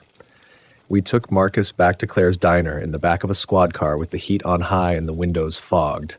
He slept for days after that, or something like sleep, palms white as mashed potatoes. He woke and could answer questions, but sometimes his answers fell apart in the middle, and he would look at us like he couldn't find the thread of how we all knew one another. Sometimes he would sing a children's tune in a voice that had too many notes. He would wake in the middle of the night and stand at his window, looking out toward Cardwell, like a man guessing whether to go home. And me? The ledger still had my name written like an invitation, and the last page, the one with tonight, had been changed. In ink I could not read at first, neat and patient, someone had added another notation beside it, watching back. I burned that page later in a plastic trash can behind my apartment. The smoke stank like burnt paper in old factories, and for a moment I thought the laugh would stop. It did not. Months afterward, life smoothed in ways that only thin terror can. Marcus moved away to a cousin's in Indiana. The county closed the case as insufficient evidence, and Cardwell sat back into itself like a mouth chewing something you couldn't see. But there are nights when rain hits the elm trees and the river catches light wrong that I still hear a laugh in my head. Layered, practiced, patient. I still find, from time to time, small things in my pockets, a child's shoe button, a scrap of yellowed paper with a name I don't know. I tell people I live with it, that the town and I have an arrangement. I go to work, I fix rattles, I keep my keys in my hand when I walk after dark. If there's a last thing I can tell you, it's this. Names are what they collect. They make lists. They keep them in rooms with pictures and strings. You can put the light on them, you can make police reports and bring science and call in the state, and sometimes those things slow it down. But there are other kinds of keeping beyond logic. If you ever drive past an old factory and feel like someone is looking at you from inside the glass, don't ask why. Go the other way. Don't let curiosity scrape you open. This story is true to the edges I remember and false where memory needs to be false for me to keep breathing. I kept my life, if you can call patched, uneven days life. Marcus kept a life that wore him like a suit. Cardwell keeps names, and I know, because I found my own written down, that it was interested in mine. Hit subscribe for more chilling tales. This story is over. Get ready for the next one. My name is Ethan Walker. I'm 32 years old, and the night I'm about to tell you about happened on October 17, 2019. I say I'm about to tell you because I never meant to tell anyone. For years, I kept this to myself, chewing it over in the dark corners of my mind like a bitter seed. If you ask people in Dearborn, they will tell you it was nothing more than a bad night, a drunk on the wrong block, a neighborhood rumor blown into something bigger by fear. But I was there. I worked nights as a security tech for a small maintenance company that covered industrial sites and empty storefronts. My route took me through the east side of town, past old brick lots, under the flicker of sodium lamps that hummed like tired insects, and finally to the stretch along the Rouge where the warehouses sat like sleeping beasts. The company I worked for, Finch & Doyle Services, had me on a 6-month contract keeping tabs on a decommissioned auto parts plant owned by a company nobody named anymore. The building had been empty since 2016, its windows boarded, its loading bays sealed with rust. Neighbors used it for graffiti, teenagers used the hollows for dares, and the city used it for tax paperwork you file when you pretend the place is still worth something.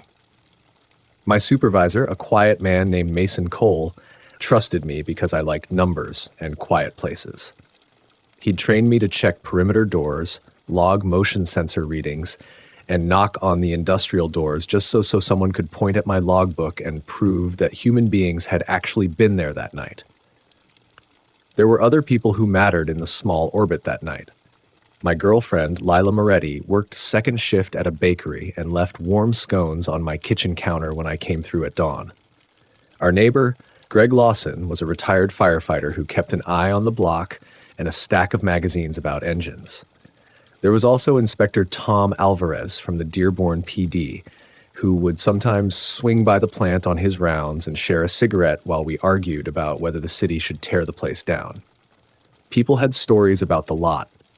Old men on porches insisted something fell from the roof once when a storm hit. And the workers who'd left talked about shrill alarms that kept going off for no reason. Others told jokes about a phantom foreman who still clocked in. Rumors like garlic collect around neglected places. I had a reason to be skeptical. My life was small and practical. I fixed motors, checked batteries, jotted down times. When something out of the ordinary happened, you notice it because it doesn't fit the template of late-night maintenance. A sensor that reads emotion when the lot is sealed, footprints where there shouldn't be any, a light you didn't plant there. Still, before the night changed, there was an ordinary rhythm. I would leave Lila a text before I left, park my truck under the cracked highway overpass, and let the radio mutter in the background. I liked the silence that wasn't empty but full of small mechanical sounds, the drip of an old gutter, the far-off hiss of a furnace in someone else's house, the soft thump of a sign swaying in wind. On that October, the air had a cold edge. Leaves clung to gutters and the moon was thin like a fingernail. I remember thinking without irony that the season made everything more honest. Rust, cracks, flaking paint. You could see what was going to fall apart next. I did my rounds that night like a man folding laundry. I clicked my flashlight at perimeter gates, checked the readouts on my tablet, and took pictures where the cameras were dim. At about 2:15 a.m., I made a stop at the south loading bay, the one with the dented roll-up door and an old sticker for a parts supplier that had long ago stopped existing. The air smelled faintly of oil and something else I couldn't name, not yet. I paused. That's when I heard it.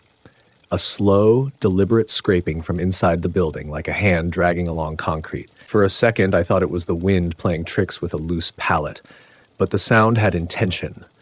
It stopped and started in a pattern that hummed in my bones. I raised my flashlight and swept it across the dull metal of the roll-up door. At first, there was nothing but the warped reflection of my own beam. Then, near the bottom seam, something odd caught the light. A thin line, as if someone had scored the metal with a knife, a symbol I didn't recognize. Below it, muddy prints led away into darkness, too small and too close together to be the work of a stray animal. I checked my watch. 2:18 a.m. My tablet pinged a motion log in a camera that had been offline for months.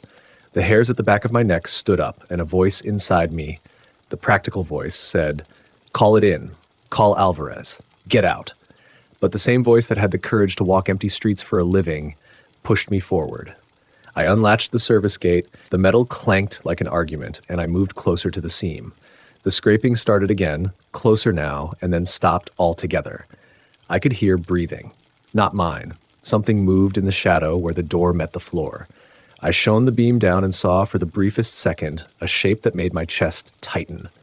A hand, pale and thin, dragged across a damp patch, leaving streaks like writing. Then the light died. Hit subscribe for more chilling tales. The beam went out like someone snuffed a candle. For a second I stood there, the silence heavy and thick as wet wool, ears straining for anything but my own pulse. My phone lit up with a notification, a text from Lila. "You okay?" Left a cinnamon roll on the counter. And the normalcy of it made the dark feel worse, like a bandage that didn't belong. I thumbed my flashlight, checked the battery. Full. The click in my hand sounded small and ridiculous. Whatever had taken the light had not taken the battery. The cold air pressed at my face, and the smell, there it was again, the sharp chemical tang under the oil, like stale bleach mixed with motor exhaust. I told myself to breathe steady. I told myself to call Mason, no signal. The tablet that logged my rounds blinked offline. All the radios had gone quiet. And then, faint and deliberate, came the sound of someone moving deeper inside the plant. A drag, a slow slide against concrete that whispered of metal on metal. My feet moved before my brain could veto them. I slipped under the roll-up door, the seam scraping at my jacket, and the world swallowed me. The inside smelled older than the outside, like dust that had been fermenting for years. My flashlight returned after another nervous click, and its beam found rows of stacked pallets, an old conveyor belt frozen mid-journey, and a scattering of metal parts that glittered like teeth. There were footprints, many of them tracked across the dust. Some were human, some narrower, like someone wearing rubber soles. They crisscrossed like the path of an animal looking for exit signs. I followed the prints because I had to. Whoever, whatever had been at the door had been here. The prints led past a break room with a shattered coffee pot and a bulletin board where 1,000 memos had curled like dead leaves. Someone had tacked a flyer to the board in recent days, a notice about security checks. The paper had a thumbprint in the corner, smudged like a fingerprint left on a ghost. I snapped a photo with my phone and felt ridiculous photographing evidence when my hands wanted to shake. The main floor opened into a cavern of shadows and girders. A thin strip of moonlight fell through a hole in the roof and painted a silver road across the concrete. In that line of light, I saw the symbol again, the same scratch I'd seen on the roll-up door, as if it had been carved into the floor. Not letters, a loop and a slash, like someone trying to sign their name with a broken hand. Around it, the dust had been swept aside in a hurried, uneven circle. That's when I heard the voice. It wasn't a shout or a whisper. It was the soft, rhythmic call of someone reciting numbers, like a time card being punched. 1, 2, 9. Over and over, the voice counting, but not in any language I knew. The cadence matched the conveyor belt's old rumble.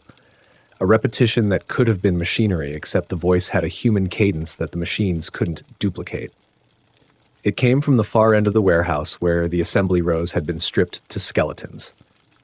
I moved toward it, and the beam picked out something that made my stomach drop. A mannequin propped in an office chair, dressed in a soiled white jumpsuit. Its face was blank, one of those cheap molded plastic visages with painted eyes that never quite meet you. Taped to its chest was a name tag, W. Donovan. The head was tilted as if listening, and the fingers, I don't know why I looked at the fingers, were smeared with something dark that flashed when the flashlight caught it. "Who are you?"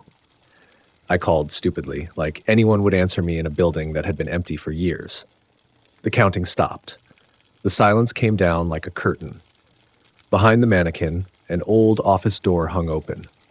The voice came from inside, clearer now, counting in the same slow metronome. I pushed the door and found a small room with a single window that looked out across the plant. Papers lay scattered, maintenance logs, a worker's handbook from 2008, a faded family photo in a cracked frame. On the desk, someone had set an old pocket watch open. Its face stopped at 2:17 a.m., 1 minute before I had first noticed the motion. The watch's glass was misted, as though it had been breathed on, and then the breathing. Close. My skin prickled. Something moved behind the desk. I stepped forward, and the thing sitting there turned its head with unnatural slowness. Not a person, or not a living person, as you'd expect. The eyes were pale, not quite glass, and they hadn't blinked. Its mouth opened and the counting resumed, but the words were torn, pieces out of order. 1910. You might think this is where the rational choices come back, where a man who'd spent enough nights around bad wiring decided that this was a trespasser, a squatter, a prank. But the world is sometimes a series of small betrayals of reason. I took another step. The chair scraped. The thing looked at me. For a second, I felt an old, hollow loneliness pouring from it, a need like hunger without teeth. Then it smiled, and the smile didn't belong to any job description. I backpedaled, heart hammering. The door slammed shut behind me with the force of a hand. The window rattled with a wind that hadn't been there. My radio, which had been dark for minutes, crackled to life with a single jagged burst of static. Someone shouted on it. A voice I knew, Inspector Tom Alvarez. "Ethan? Ethan, you there? We're seeing flashes on the external cams. You answered a ping. What's your situation?" I fumbled for the radio, managing a shaky reply. "Tom, there's someone, I don't know. White suit, mannequin. Hold your position. We're sending an officer." His voice cut through the building like a lifeline, and for the first time since the light died, I felt anchored. My training told me to keep the scene intact. My body told me to run. I stayed because I didn't want to be the kind of person who ran and left a job undone. Minutes later, or a long gathering of minutes that felt like a watched pot, I heard the distant crunch of gravel and a flashlight beam sweeping across the office window. Tom's silhouette appeared at the glass. "Ethan," he shouted, and when I waved, he smashed the latch and pushed the door open. He was breathing hard, his uniform wrinkled and his face pale. "You're not alone in here," I said. He looked at the mannequin, then at the watch stopped at 2:17. "What the hell?" he muttered. He checked the perimeter on his phone and told me people had reported movement on the south lot, which I had seen. And then, like a man with better sense than me, he called for backup. We cleared the rooms together, moving in short, careful bursts, sweeping with flashlights, checking closets and storerooms. The building seemed to change as we moved.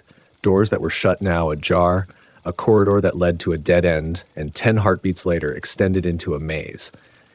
At one point, Greg Lawson showed up, grumbling about how he thought he heard hammering, and Mason Cole arrived with a hard hat and our company's liability forms. We found signs of occupation. A blanket under an old desk, a stash of aluminum cans, a makeshift shrine of sorts with an old calendar turned to October, and a child's crayon drawing pinned beneath a rusted wrench. The drawing was a crude house with a crooked chimney, and beside it a stick figure with a smiley face. Someone had written in shaky letters, "Come home." The handwriting wasn't mine. Then, when we reached the far loading bay where I'd first seen the hand, we found fresh prints heading back toward the river and a scrap of cloth stuck on a nail, shredded as if by fingernails. The camera that had been offline showed a single frame recovered from memory, a shape at the door, half seen, blotched and wrong, like a negative of a person. The timestamp read 2:17 a.m. We called in more officers. The building was sealed again, more carefully this time. I left with a strange relief clinging to me that was not comfort. Someone else had seen, validated the fear. But validation doesn't make it less real. It just spreads the burden. On the ride home, my hands refused to still. I kept pressing them to the wheel as if to convince myself that I was still me. That night, I didn't eat the cinnamon roll Lila had left. I left it on the counter, untouched. I didn't tell her everything. How do you explain a paused watch and a counting voice and a mannequin that smiles without humor? I told her there had been trespassers and that the plant would finally get a security sweep. The truth sat in my throat like an unchewed seed. I was sure of two things. Whatever had been in that place wasn't simply a person, and it wanted to be acknowledged. Hit subscribe for more chilling tales. After that night, the plant was more than a problem on a company spreadsheet. It had teeth. Inspector Alvarez kept his distance from the idea that something supernatural was happening, but he was careful in a way he hadn't been before. He came by my apartment with a travel mug and a face that carried both skepticism and too many late nights. People make up things when they're scared, Ethan, he said, but scared people also find real dangers. We'll treat both possibilities. He carried a notebook the way he carried his duty. Folded and ready. Word got around. Old-timers who'd once worked in plants like that leaned on stoops, nodding at me the way you nod at a neighbor whose family is sick. Lila watched me from the kitchen doorway for a week, hands folded over flour-dusted palms. She asked direct questions I couldn't answer. Did you see anyone? Did you get hurt? And every time I answered with a practical sentence about trespassers and camera glitches. I meant to protect her from the rest. The city put up extra cameras and the police did nightly sweeps. Finch and Doyle hired a firm to do an environmental check. We created logs longer than the ones I'd kept by myself. Timestamps, officer initials, thermal camera sweeps, everything a bureaucracy could hand to the idea of safety. The footage showed things that made men clear their throats. A thermal cam caught a shape that should have been warm appearing as a cold patch walking across the floor. Another camera recorded the conveyor belts humming, then a shadow passing in front of the lens with no corresponding locomotive movement. The timestamps were stubborn. 2:17 a.m. kept appearing like a punch card refusing to be folded. At home, the world that used to be soft with routines turned jagged. I started waking at 2:17 a.m., like an alarm that lived in my chest. The watch from the office sat on my kitchen table now. Evidence and a curse, its hands frozen at the same minute. Sometimes I would pick it up and stare at the face and feel like I was peering into the wrong end of a window. Lila tried to make sense of it. Maybe someone played a prank, she said once while I traced the watch's rim with a thumb. She wanted normal. I wanted it too, but there isn't always an option between wanting something and getting it. People began to whisper about the past. A former employee came forward, an older man named Bert Calloway, who'd worked nights at the plant in the early 2000s, and told us a story about a foreman who'd vanished during a storm. We looked for him for days, Bert said, his voice dry as old paint. Never found a body, never found his truck keys, just a smear of something on the floor and the clock in the office stopped. Bert's story matched the town's ribs of rumor, and the town's ribs creaked under the weight. We tried to be practical. We brought in K-9 units. The dogs hesitated at the threshold and refused to go in. Officers with thermal suits went in pairs. One of them swore he'd seen someone in a white jumpsuit moving between racks, but when they followed the path, it led to a sealed wall. Mason Cole, my supervisor, started sleeping in his truck in the lot just to be near the place he managed. He was a practical man until he wasn't. One morning he came to me with his stare missing its usual neat focus. "Ethan," he said, "I dream I hear this counting. Woke up with dust in my hair." He quit 2 days later without leaving paperwork. My own nights became a series of small betrayals of sleep. I would lie awake and listen for the counting, for the dry syllables to come back from somewhere in the plumbing or under the floorboards. Sometimes it came, close enough to my window that I could feel it through the glass. An offbeat, half-syllable muttering, like someone rehearsing a string of numbers they couldn't release. I found myself answering it in the dark more than once, like calling back to a neighbor who hadn't waved at me. Lila would wake and find my face pale at 3 a.m. and ask if I'd been drinking. I wasn't. Then one evening about 2 weeks after the watch stopped, Greg Lawson didn't come home. He had a habit of sitting on his porch at dusk and watching the neighborhood like a referee with a soft whistle. When his porch light stayed dark past midnight, Lila and I walked over, and the doorway smelled faintly of oil and something metallic. Greg's recliner was empty. His truck was gone. On his kitchen table, a single aluminum can sat upright. On the tablecloth in the corner, someone had scrawled a small loop and slash symbol in the dust, the same mark I'd seen at the plant. We called Inspector Alvarez. By sunrise, the neighborhood was full of uniforms and quiet conversations. They searched his house, the riverbank, the lots adjacent to the plant. They found his coat on a railing near the Rouge, snagged as if he'd brushed past it, and a trail of prints that led to the water and cut off like someone had taken a step into something that isn't soft. The coroner's dog sniffed the shore and scratched at the mud where the prints ended. No body. The theory of a simple disappearance fell apart like a brittle leaf. People blamed the river's current. Others blamed outsiders. The tenacious ones, the ones who listened, mentioned the counting. That night, I dreamt the counting in a voice that sounded like Mason's low hum and Tom's clipped orders mixed into one. In the dream, I followed the count through the plant, and the numbers opened doors that had never been real. At one doorway was Greg, sitting in the dark like a boy who had been told to wait. He didn't look the way he had in life. His shoulders were too narrow, and the light in his eyes was the wrong color. He smiled at me and said, in a voice that was his but not, "Come with us, Ethan." I woke up with my palms wet and my throat dry and a taste like battery acid on my tongue. Lila found me on the couch, a blanket over my calves, the watch open on the coffee table. She didn't ask the question I was too tired to say without a lie. Instead, she hugged me like someone who would make a claim on the rest of my nights. The police called it an active missing person case. The public called it an unsolved story to whisper about between errands. The rest of us, the ones who'd been there, the ones who'd held the watch, the ones who'd seen the videos, began to measure our lives in minutes, marked by an invisible hand. People stopped walking alone by the river. Someone put up lights along the lot's perimeter that burned the night like a white sickness. Still, the counting found a way into other places. An echo in the back of the bakery where Lila worked, a whispering behind the cash register at a convenience store, a scratch in the tiles of my building's hallway. I tried to map it. I made lists with Post-its, with timestamps, with names. I kept returning to the same question. Why 217? Why a loop and a slash? Why mannequins and watches and counting? I asked Alvarez, and he rubbed the bridge of his nose and said, "Things have patterns. Find the pattern, Ethan." He didn't say it kindly. He was trying to keep me useful and not afraid. The pattern I found was that the more we tried to pin it with proof, the looser it got, like an animal that learned to avoid the cage. Cameras would fail in the frames where a shape passed. Witnesses would remember different details until the story had edges worn smooth by retelling. Greg's disappearance had the side effect of making the thing personal. It stopped being a rumor and became a series of small tragedies.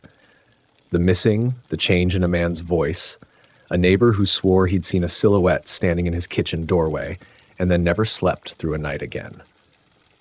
A week after Greg vanished, the mannequin from the assembly office turned up in my truck. I found it in the bed under a tarp when I stopped for coffee. Someone had left it there with a note taped to its chest that said only, "We count." The mannequin's plastic face stared at me in the rear view, its smile impossible to reconcile with anything human. I sat there until the sun rose and the coffee went cold, and I couldn't tell whether the thing was a joke or a trespass or a message. I did one thing right in those days. I told Lila everything, finally. She listened without the half-smile people give when they're humoring a story.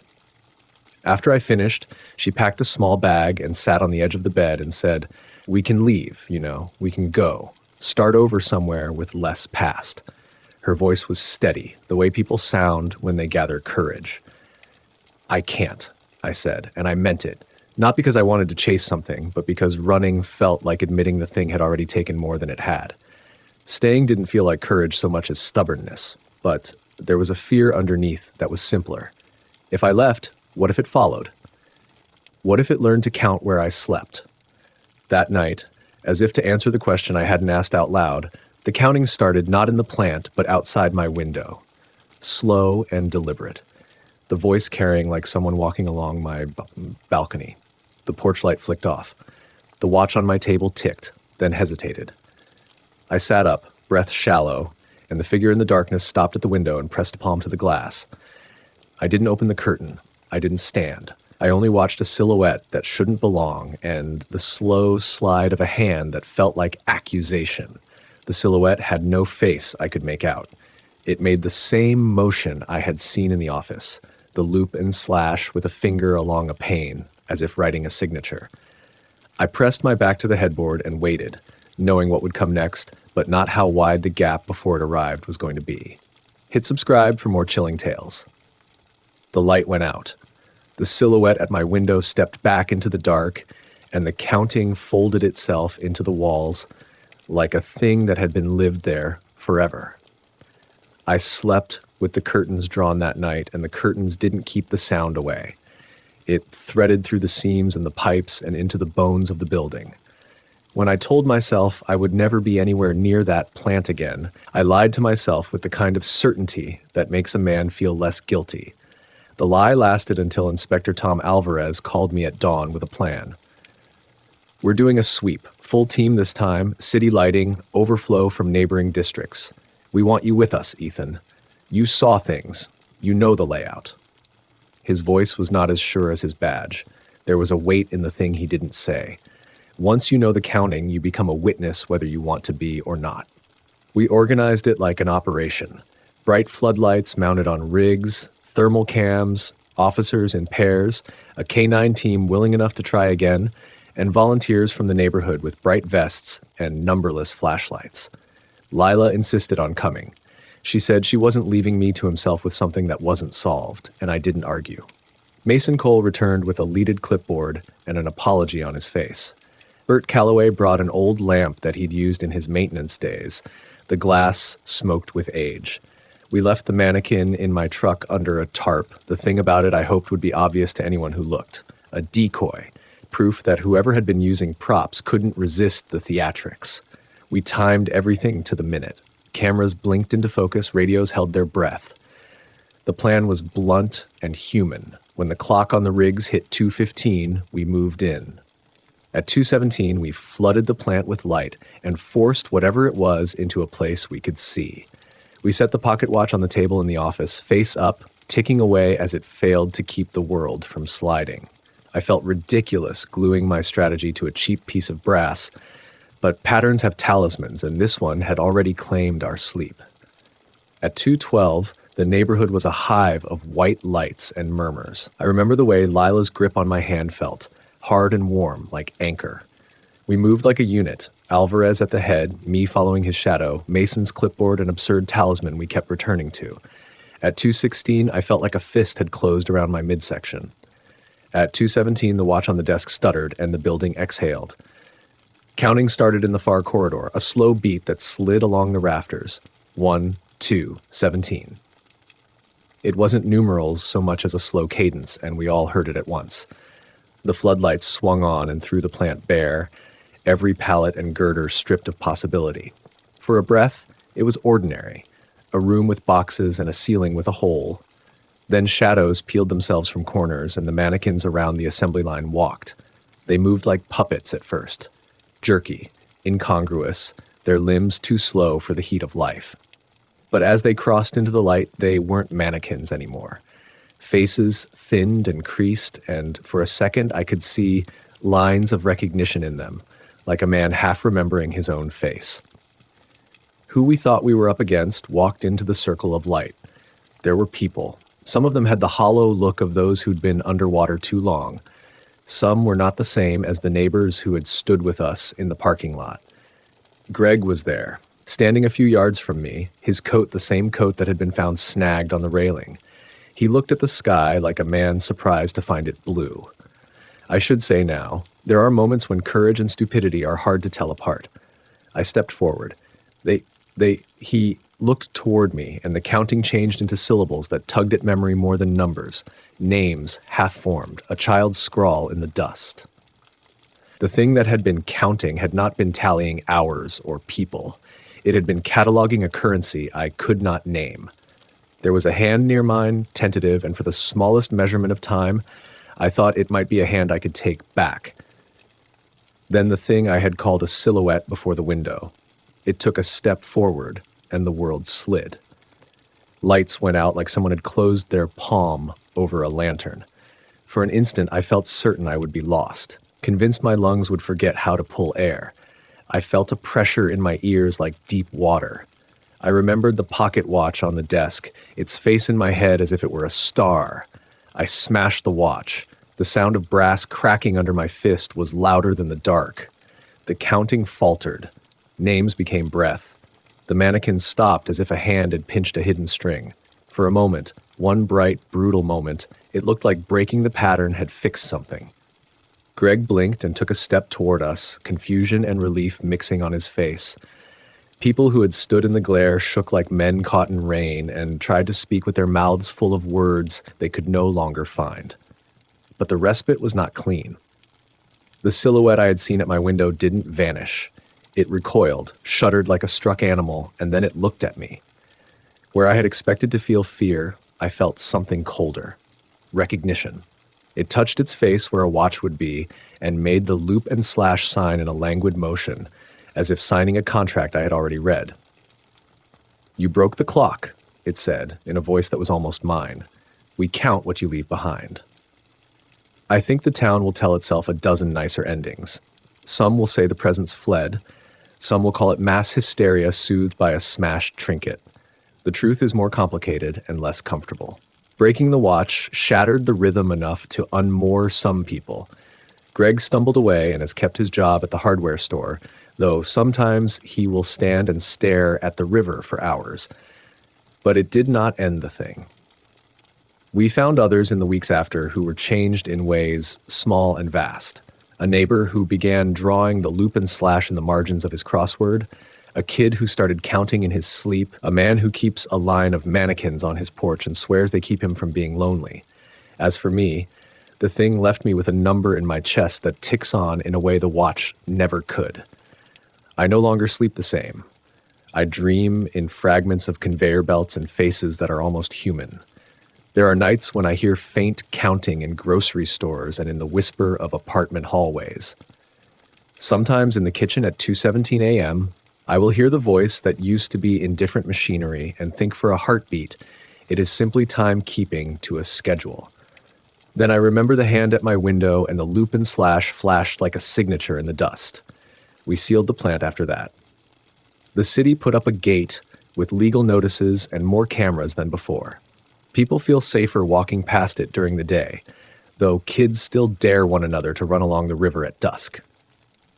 I left Finch and Doyle not because I was cowardly, but because the nights had become a ledger I couldn't reconcile with a life at dawn.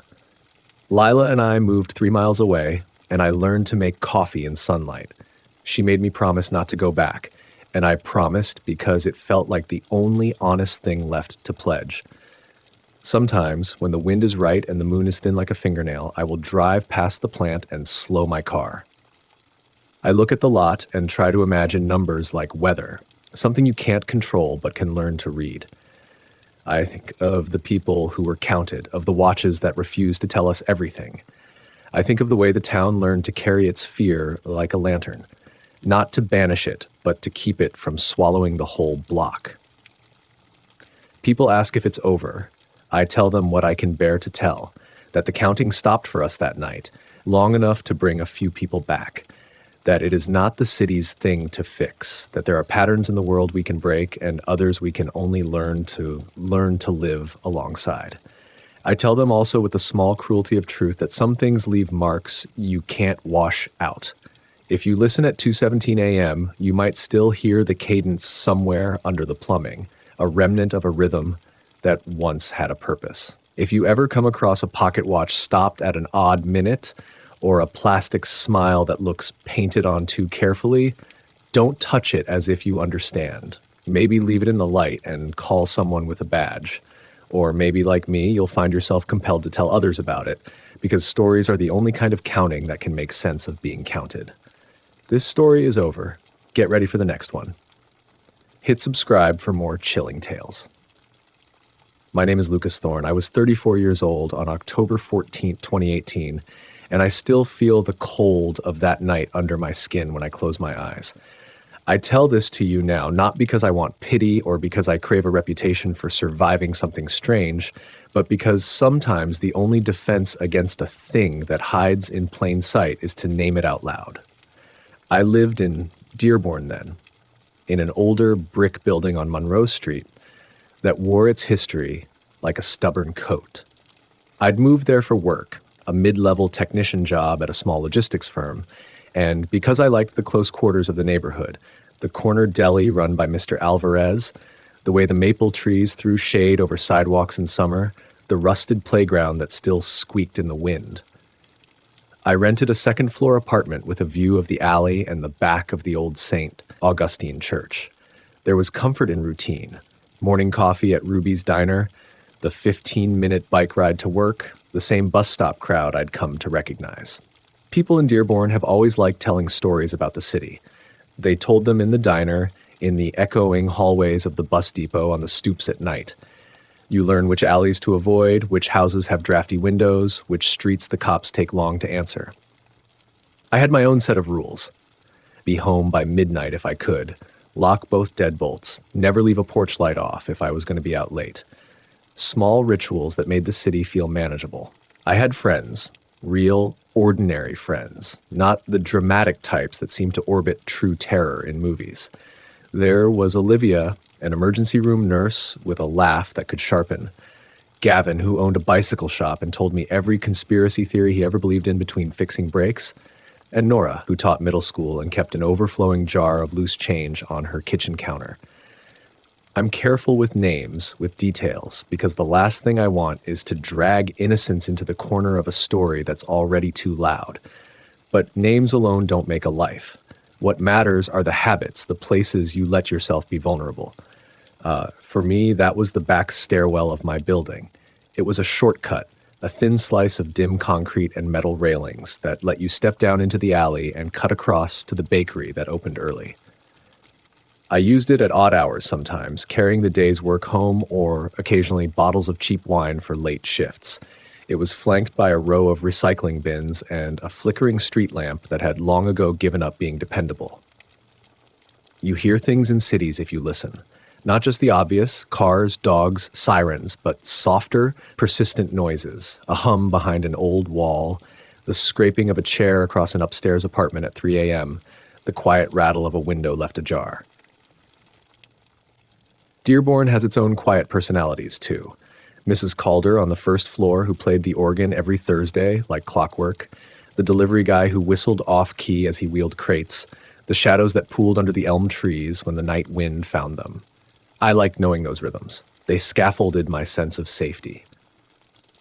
In the weeks before October 14th, there were small, off-kilter things, the kind of minor anomalies you dismiss because the brain is excellent at telling you why something is nothing. A missing bike lock found days later wedged under the stair railing, the smell of cigarette smoke in the hallway when I knew none of my neighbors smoked, my mailbox door ajar, though I was sure I'd closed it. I mentioned a couple of these to Nora over coffee, and she shrugged and said, "Old buildings are like people. They cough sometimes." Gavin grinned and offered a conspiratorial theory about urban raccoons. We laughed, and I let it go. There was also the rumor, not a solid fact, but a whisper the neighborhood tolerated like a stray cat. People said a decade ago there had been a man who used to wander Monroe Street at odd hours, asking strange questions and watching houses. They said he'd been gone for years, moved away, arrested, or maybe just vanished. You can live with stories that have endings. You can't live as easily with stories that suggest the ending is not yet written. I should say something about my temperament.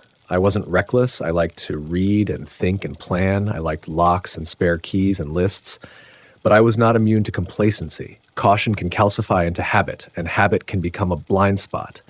It was this blind spot, my belief that the map of my neighborhood was clear and I had memorized its contours. That made what happened that night possible. A week before October 14th, a new tenant moved into the ground floor unit. He gave his name as Elliot Shaw. Young, early 30s, a freelance photographer who worked odd hours and spoke with a soft voice. He kept to himself mostly, carrying camera gear in and out at weird times, like he loved the dusk that falls between afternoon and night. He smiled politely when I passed him on the stairs. We exchanged pleasantries in that neighborly way that pretends not to be an invitation to anything deeper. If you were making a list of innocuous facts you could have used to predict the future, Elliot's presence would have been near the top, a newcomer who liked Twilight and kept to himself. Nothing sinister, nothing that should have raised a red flag. But that's the thing about lists. They don't speak to the texture of time, not the way the little shifts in a person's behavior start to outline a shape you can't yet name. On the morning of October 14th, I rode my bike through a thin rain toward work. The sidewalks steamed, the city looked like it had been rinsed. I remember thinking about small things, a song that had been stuck in my head all week, whether to fix the sagging shelf at home. I did not expect the day to hold anything more than the hum of business as usual. I had no premonition. I had no dreams that would later seem prophetic. I had a key, a pocket, and the kind of confidence only a man who has never had his routine challenged can afford. Then the clock hands conspired to move me toward the threshold. By evening, the sky had an uneasy yellow cast. Work had been the usual mixture of paperwork and troubleshooting bad. My phone buzzed with a text from Nora. Drinks after shift? I texted back an enthusiastic yes, locked up and took the back stairwell because the main entrance was being painted. The stairwell smelled faintly of bleach. The recycling bins were in their usual cluster. The street lamp flickered once as I stepped into the alley. The night hummed. I thought of nothing menacing. But the night that changed everything is not the night you notice a presence. It's the night you notice that the presence notices you back. It's the tilt of the world when attention becomes mutual.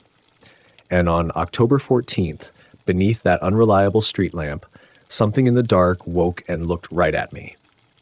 Hit subscribe for more chilling tales. The street lamp hummed like an old beast as I froze in the alley and felt that look settle on me. For a second, everything narrowed to the space between my feet and the shadow that shouldn't have been there. Tall, not quite right, a loosened outline that the light kept chewing at and failing to finish. I remember my heart punching my ribs, that silly human tendency to try and make sense by counting beats. 1, 2, no, 3, and then I moved because not moving felt like an invitation. I walked faster, boots on wet pavement, and kept my head down as if the world couldn't read the lines on my face if I refused to give them a map. When I reached the back stairwell, my hands fumbled with the key, and the metal felt colder than it should. There was no rustle behind me. There was no footfall, just a whisper of movement, the kind that could have been a cat, the wind, the city rearranging itself. I told myself that. I repeated it until the words sounded like prayer. That night, sleep was a thin film. I woke to the same motion of shadow in the corner of the ceiling, to the tiny clicking noise of something shifting across the hall. The living room felt like a stage set where the actors were absent, but the lights were left on. I made coffee at 3 in the morning, that old, desperate ritual of men who want proof that the world still follows its rules. Nora called me at 7:12, voice bright, no sense of the teeth of the night. I thought about telling her. I didn't. Small confidences felt like admitting weakness.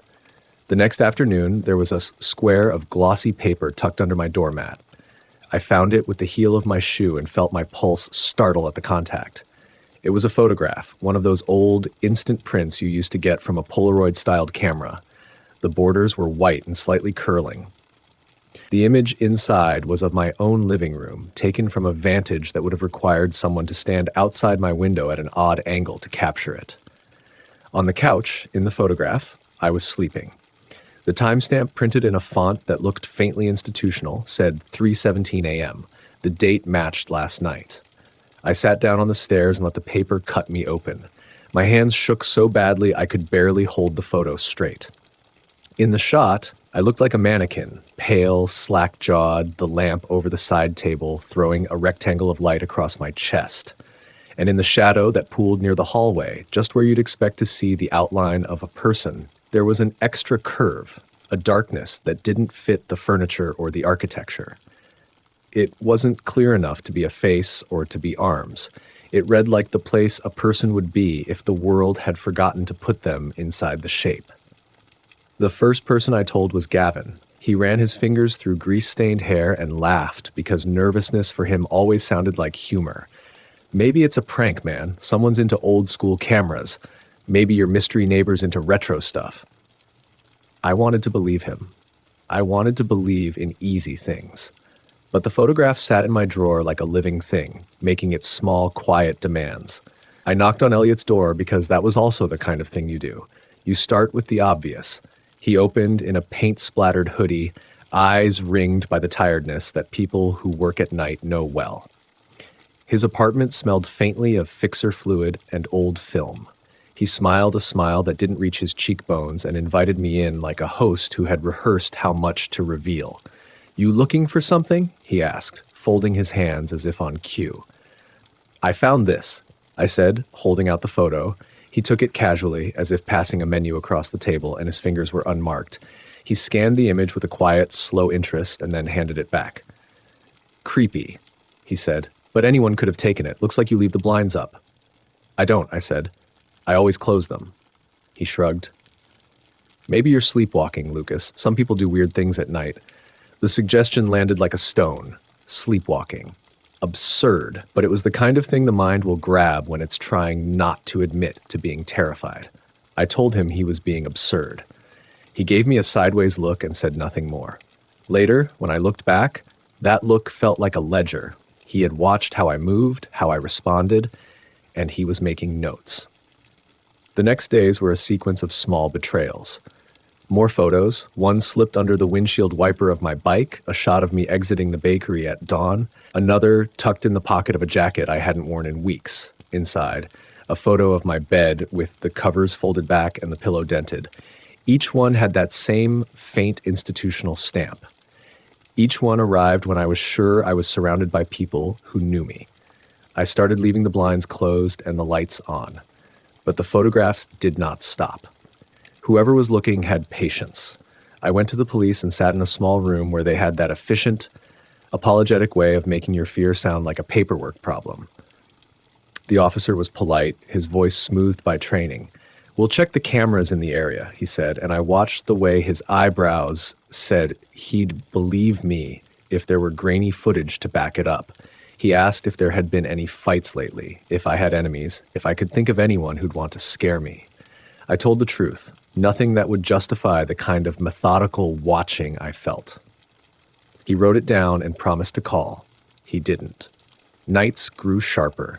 I started waking in the small hours and noticing the sound of a camera shutter somewhere outside, a mechanical sigh like a clock winding down.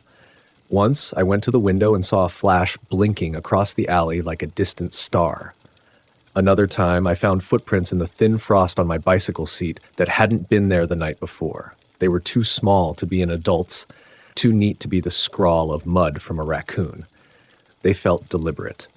I tried to talk to Elliot again, this time with something like accusation in my voice. "Are you the one taking pictures?" I asked. He looked at me like a man counting coins. "I take photos," he said, "of light, of people, sometimes strangers. Maybe it's art. Maybe you're making stories where there are none. These are taken from my home," I said. "You have to admit that's invasive." He paused, and for a moment I thought we would reach some kind of human exchange, an apology, a boundary. Instead, he smiled that careful smile and said, "I like the edges of things, the way they disappear. Maybe you should learn to sleep with the lights on." It was a spiteful suggestion. He wasn't denying it. He was enjoying the commentary.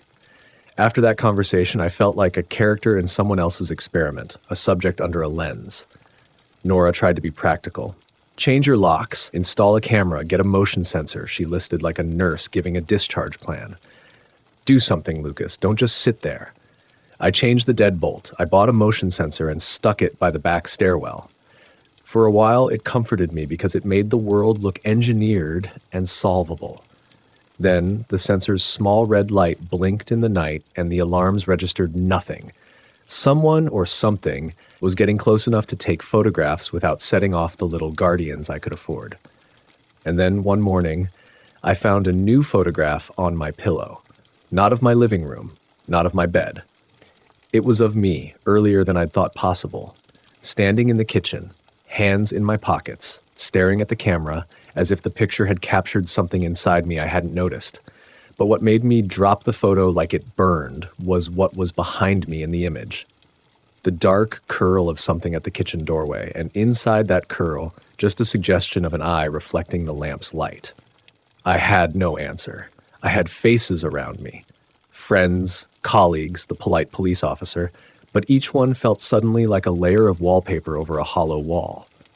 The person watching me was someone else entirely, and maybe they had been watching long before I thought myself the center of attention. That night, when I lay down with the photograph in my jacket, there was no comforting rhythm. The house was full of the ordinary sounds of an ordinary city, but the ordinary had been hollowed out.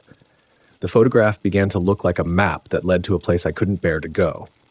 I tried to memorize the edges of it so I could reconstruct the shape if the real thing ever appeared. At 2:43 a.m., a shutter clicked. A photo flashed.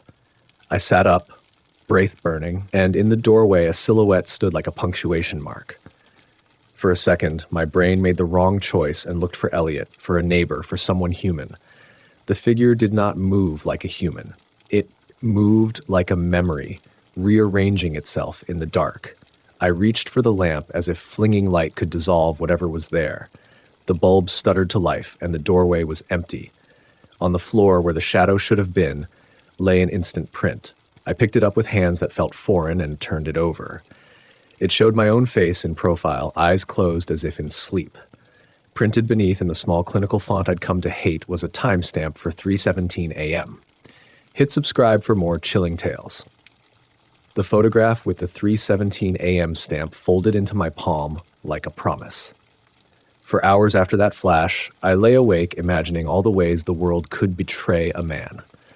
Through cheap cameras, through strangers who learn the names of your patterns and exploit them, through a neighbor who smiles too smoothly. Sleep became a hazard I couldn't afford. I stopped trusting my eyes. Streetlights looked like liars. Shadows that had once been ordinary became architectural features of paranoia. I told myself stories to stay sane, that someone wanted to teach me a lesson, that I'd angered some petty aggressor, that life was nothing more than a sequence of petty cruelties. And for a while, the smallest rational explanation felt preferable to any explanation that required supernatural patience. But there were other, less tidy facts. My landlord, Mr. Klein, an old man who kept to himself and complained about the cost of heating in a way that made you want to help him, even if he had never prepped you for kindness, told me the ground floor apartment had a history. Guy lived there years back, he said, voice low like he was sharing a cemetery secret.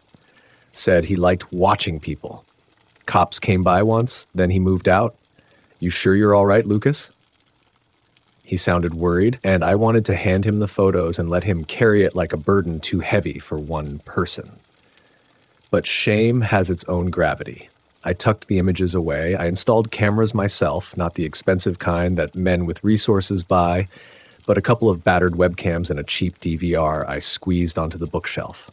I put them up in corners I thought would catch anyone standing outside my windows or crouching by the back stairwell. I sat up for 2 nights straight, eyes red and grainy like old film, and watched the feed until the pixels turned into wallpaper. At 3:17 a.m. on the second night, one camera recorded nothing but snow, static that filled the screen like a blizzard. Then, in one frame, the snow peeled aside like curtains, and a figure stood there, as if the world itself had obeyed a command to let the thing take shape. When I replayed the footage frame by frame, the figure's edges never settled. It was like watching oil dissolve into water. Outlines softened and then sharpened again. Where a face should have been there was a play of negative space, an absence that my brain insisted on making sense of. I called the police again, voice brittle, and this time they assigned a detective named Ramirez, who wore his competence like a clean coat. He watched the footage with the look of a man who had seen the world's weirdness and had chosen to catalog it rather than let it frighten him. "You got anyone you suspect?" Ramirez asked. "No," I said, "except Elliot." The name felt like an accusation cast into the room. Ramirez asked why, and I told him about the photographs, the soft voice, the way Elliot's smile didn't touch his eyes. The detective jotted down notes and promised to look around. He did, in a way. He stopped by Elliot's apartment with a polite knock and left after less than 5 minutes, hands in his pockets, smile the same as before. Elliot claimed he was a photographer who wandered at night because light at sundown was where he did his best work.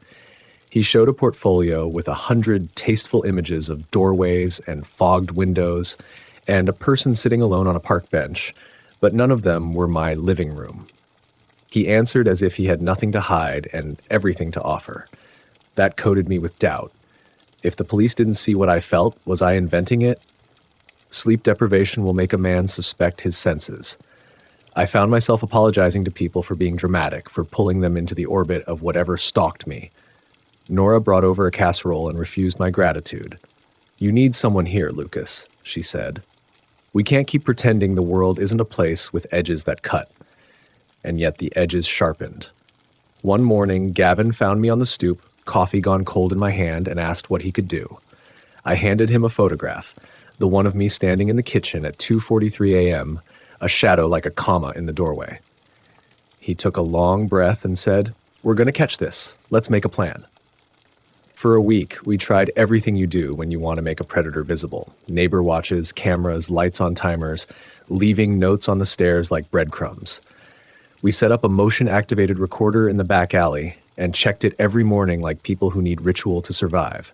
It recorded garbage trucks. It recorded raccoons. It recorded the shadows of clouds. And then on a Thursday at 3:12 a.m., it registered a faint, almost musical click. The sound of a shutter. The file was corrupted when we tried to open it. Only a white smear remained where footage should have been. We started to feel that whatever compromised our technology was not merely human. The watching turned into a pressure that made me small. I stopped going out alone at night. My days shrank into a bright corridor of errands and work and the people I trusted. But when you retreat, sometimes the thing watching you grows bolder. The photographs spread like a rumor, moving from surfaces to spaces, arriving in pockets, under doors, beneath shoes. They showed me in the grocery aisle, in the bus, walking past the stained glass church that stood like an old tooth in the neighborhood. They were better than any stalker's diary because they recorded the ordinary moments I thought were safe. One night, after a string of these images, I decided to break the pattern. I set up a trap in the only place the pictures hadn't come from yet, outside Elliot's window. If he was taking them, he'd have to be near scenes where his light would be right. Gavin and I sat in a parked car, breath fogging the air, hands clutched around thermoses of terrible coffee. It was windy and the city smelled of wet concrete. Around midnight, the alley filled with a kind of gentle, indifferent sound, a distant siren, a dog barking, the clink of a late delivery. We waited like conspirators, and then around 1:54 a.m., there was movement, a silhouette under the street lamp. It walked unlike a man. It didn't breathe the way a man breathes. It moved with a patient geometry, turning corners with the precision of someone following instructions. It stopped under the lamp and stood still as if cataloging the world. My heart knocked a rhythm in my chest that felt obscene to hear. I turned on the car's dome light to signal, but when I reached for it, my fingers brushed something cold and wet, not from the air, but from my own skin. I blinked. The figure under the lamp was gone. Gavin swore and slammed the car door. We ran out into the alley, flashlights cutting through the dark, voices too loud. There were prints in the mud, small, neat, leading away from the lamp as if the person had drifted over the alley and out into the night with the gravity of someone who was not bound by roads.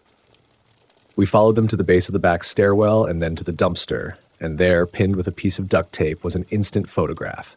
I recognized my own face in it. I recognized the shadow at the edge. This one had no timestamp. And then, because some part of the city decided to remind me that fear is not only a private thing, I heard footsteps on the stairs above us. Slow. Heavy.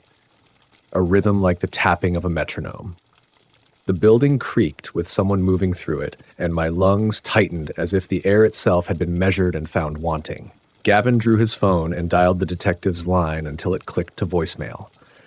We shouted up, voices bouncing off brick that had learned to keep secrets. The steps stopped. For a long, unbearable second, there was nothing but the city breathing. Then softly, a voice called my name. Lucas. It was not Elliot's. It was not any neighbor I knew well enough to love. It was a voice like a place you've been before in a dream, at once familiar and unfairly foreign. It came from somewhere between the wooden banister and the plaster wall, and then it said my name again in a tone that made my teeth ache. I answered because answering felt like the right sin. "Who is it?"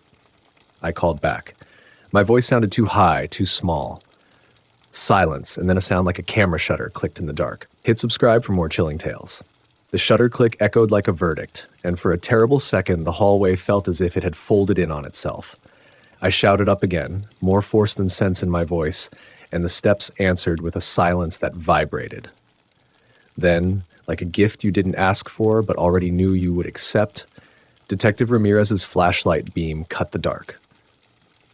He came down the stairs, slow and controlled, the kind of man who can make bricks look less heavy just by the way he opens his jaw. "You all right?" he barked, eyes sweeping the alley, taking in Gavin and me and the photograph taped to the dumpster. His breath fogged in the night like the rest of ours. He smelled faintly of coffee and the municipal chills of someone who takes the late shift seriously. "Someone's in the building," I said. "They called my name." Ramirez's face thinned. He moved like water, finding the grooves it already knew. He climbed the steps, each footfall measured. I followed because not following felt like betrayal.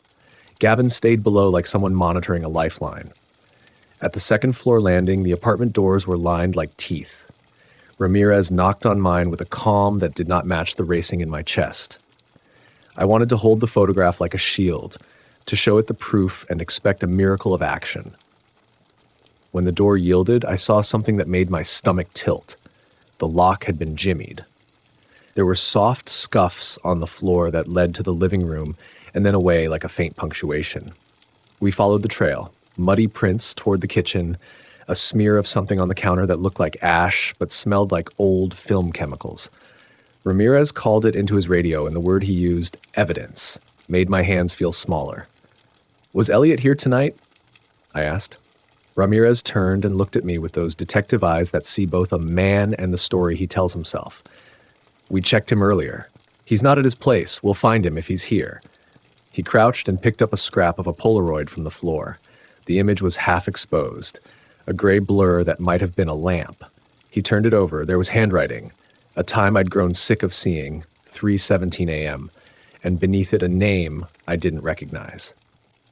"Who's that?" Gavin asked. He sounded smaller than his frame. Ramirez passed the photograph to me. I read the name out loud like a paper knife. Caleb Merritt. It didn't ring familiar.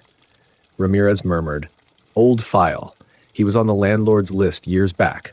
Left town, or so they thought. Came back under an alias." Mr. Klein, the landlord, arrived at the stairwell with his robe and a face like someone who'd just been roused from a deep, guilty sleep. He tottered to the doorway and peered down. "I shut off the oil furnace last week," he said, voice small. "Thought someone might be staying at the back room. Said the rent was being handled by a friend." He stared at Ramirez. "I told you, I don't like trouble." Ramirez's jaw worked. He said into his radio that he wanted a unit to sweep the building and a talk with the landlord about tenant paperwork. It felt like procedures and forms and the world's attempt at leveling terror into manageable boxes. They started knocking doors, neighbors roused, sleepy, irritated. Some came out in slippers, some came to the doorway like people who had family secrets they were trying to forget. Someone mentioned a man who used to stand by the river and watch, the same old whispered rumors that were now piles of corroborating hearsay. They found evidence in Elliot's apartment when they finally got a search warrant. Dozens of photographs, carefully arranged across the floor like a library of stalking, images of me at every hour the camera could catch. Some of them had different timestamps, others had none at all. There were lenses, cameras, a notebook with sketches of light patterns and dates, and in the corner, under a tarp, a box of old police reports, one with a name circled, Caleb Merritt. The box smelled of attic dust and old guilt. They kept looking. Ramirez's tone hardened into muscle. "He's been using other names," he said, voice flat. "He's been watching more than you, Lucas. He's watched half this block for years." Elliot, if Elliot was his name, was not found that night. They followed leads over the next week. Rental car records, a trace of a burner phone pinging at odd hours near the river, a note in the town's public records about someone who'd been asked to leave a shelter years ago. It built into a narrative. A man who liked the edges of people, who took pictures not to show but to keep. Ramirez told me they could charge him with stalking and trespass and a handful of other things, but he also used a word that made my skin feel like it had been mapped by a cartographer who didn't like the taste of lies. Obsession. Court proceedings, if you've ever lived through one, are a theater where your life is dissected into claim and counterclaim. Elliot, whose real name turned out to be Caleb Merritt, who had several aliases and a history of being the kind of loner who lined up photographs like offerings, was arrested after a witness put him near the river and after a stash of photographs was found in a storage unit with dates that matched my own. He didn't speak much in court. When he did, his voice was small and flat. I only wanted to watch the way people were when they didn't know someone was watching, he said once, eyes hollow. It was art. He was convicted on a pattern of evidence that both relieved and hollowed me. The judge handed down a sentence meant to make sense of the danger. Prison is a tidy place for tidy communities. People in the neighborhood breathed easier.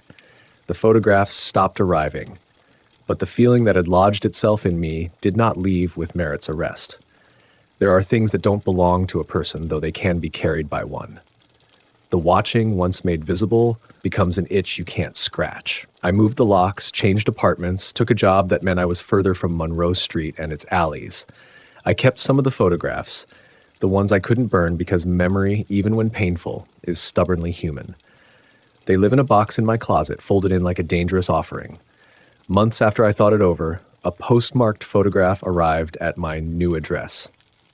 No return. The picture was of a park bench, empty at noon, and on the back, written in small, precise handwriting, "I like the light in your kitchen." The stamp was old. The ink was smudged in places like someone had written with a hand that trembled. Ramirez called and said they had a line on Merritt's contacts, but nothing came of it beyond the slow churn of procedure. The city moved on because cities do. They fold dangers into the fabric of their lives and keep walking. I kept walking too, but with an edge. I slept with my blinds down and my phone on, and sometimes in the deep gray of night, I would imagine a shutter clicking softly, like a throat clearing for attention. If there is a moral to this, it is not tidy. People tell themselves explanations, loners, stalkers, broken men who find meaning in watching. But some nights, when the air is thin and the street lamps hum in that old animal way, the shape of what watched me seems less like one man and more like the curious, attention-eating thing we all feed when we let our guards down. Names get us somewhere, convictions make paperwork, but fear has a stubborn staying power. I tell you this because I think stories are a way to lend a shape to the things that unsettle us. To say it was only a man who watched me and took photographs is both true and a tidy lie. It was a man, yes, but he used an old, quiet hunger for focus and made it into something that taught me how vulnerable being ordinary can be. Sometimes I return to Dearborn on purpose to watch the river and the trees and the places where light pools at dusk. I go because I want to own the map of the city again, to prove to myself that the edges can be crossed intentionally and without shame. I sit on the benches and let the world make sense around me. When I pass the old brick building on Monroe, I look up at the second floor window where I used to sleep and think about the strange conversation a city has with a man. I think about the way people's faces look in photographs and how the camera makes you both larger and smaller at once. I think about the hush and the click and the way, for months, my life had been cataloged in a series of glossy rectangles that someone else had ordered. If you ever find yourself being watched, do not be ashamed to tell someone. Lock doors. Change locks. Bring people into your orbit who will bother to check the corners. And if you can, keep a light on. Not because light is a ward against everything that creeps, but because some part of us will not quiet until we insist that someone else sees us standing tall. This is how it ended for me, with paperwork and court dates and the slow, painstaking reassembling of a life that had been photographed without permission. With friends who stayed, a detective who took notes, and a neighborhood that learned to look at its own edges, with the knowledge that even when a person is brought to justice, the feeling of being watched makes a map you keep for the rest of your life.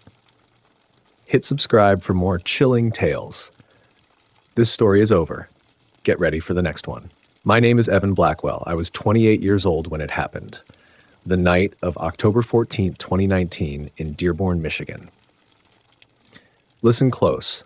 I tell this the way an old friend might tell you over a late-night coffee, quiet and low, because the truth sits heavy in my chest and sounds different out loud. I'm not trying to be dramatic. I'm telling you what I remember, the people who mattered, the small details that stitched the night together before it unraveled. You need to know the who, the where, the when, not so you'll believe me, but so the edges of the memory line up like a map. I grew up on the west side of Dearborn, not far from Michigan Avenue, where the streetlights hum and the traffic never quite lets the city sleep. I had just moved into a narrow, two-bedroom house on Oakview Row, a block of aging bungalows and tidy porches. My rent was honest. My landlord, a retired school custodian named Frank Lampkin, was the sort of man who fixed a leaky faucet with duct tape and a grin. I worked nights at a printing shop downtown. The hours were weird, the pay was okay, and the job kept my fists busy. That autumn, I tried to put my life back together after a bad breakup and a long stretch of bad luck. Dearborn felt safe in a practical way. Neighbors waved, the corner pharmacy closed at 11, and the mosque across the boulevard had a clock that chimed softly at prayer times. Before that October, my life was the sort you could diagram. A few good friends, a steady job, a muffled grief I'd learned to keep in my jacket pocket.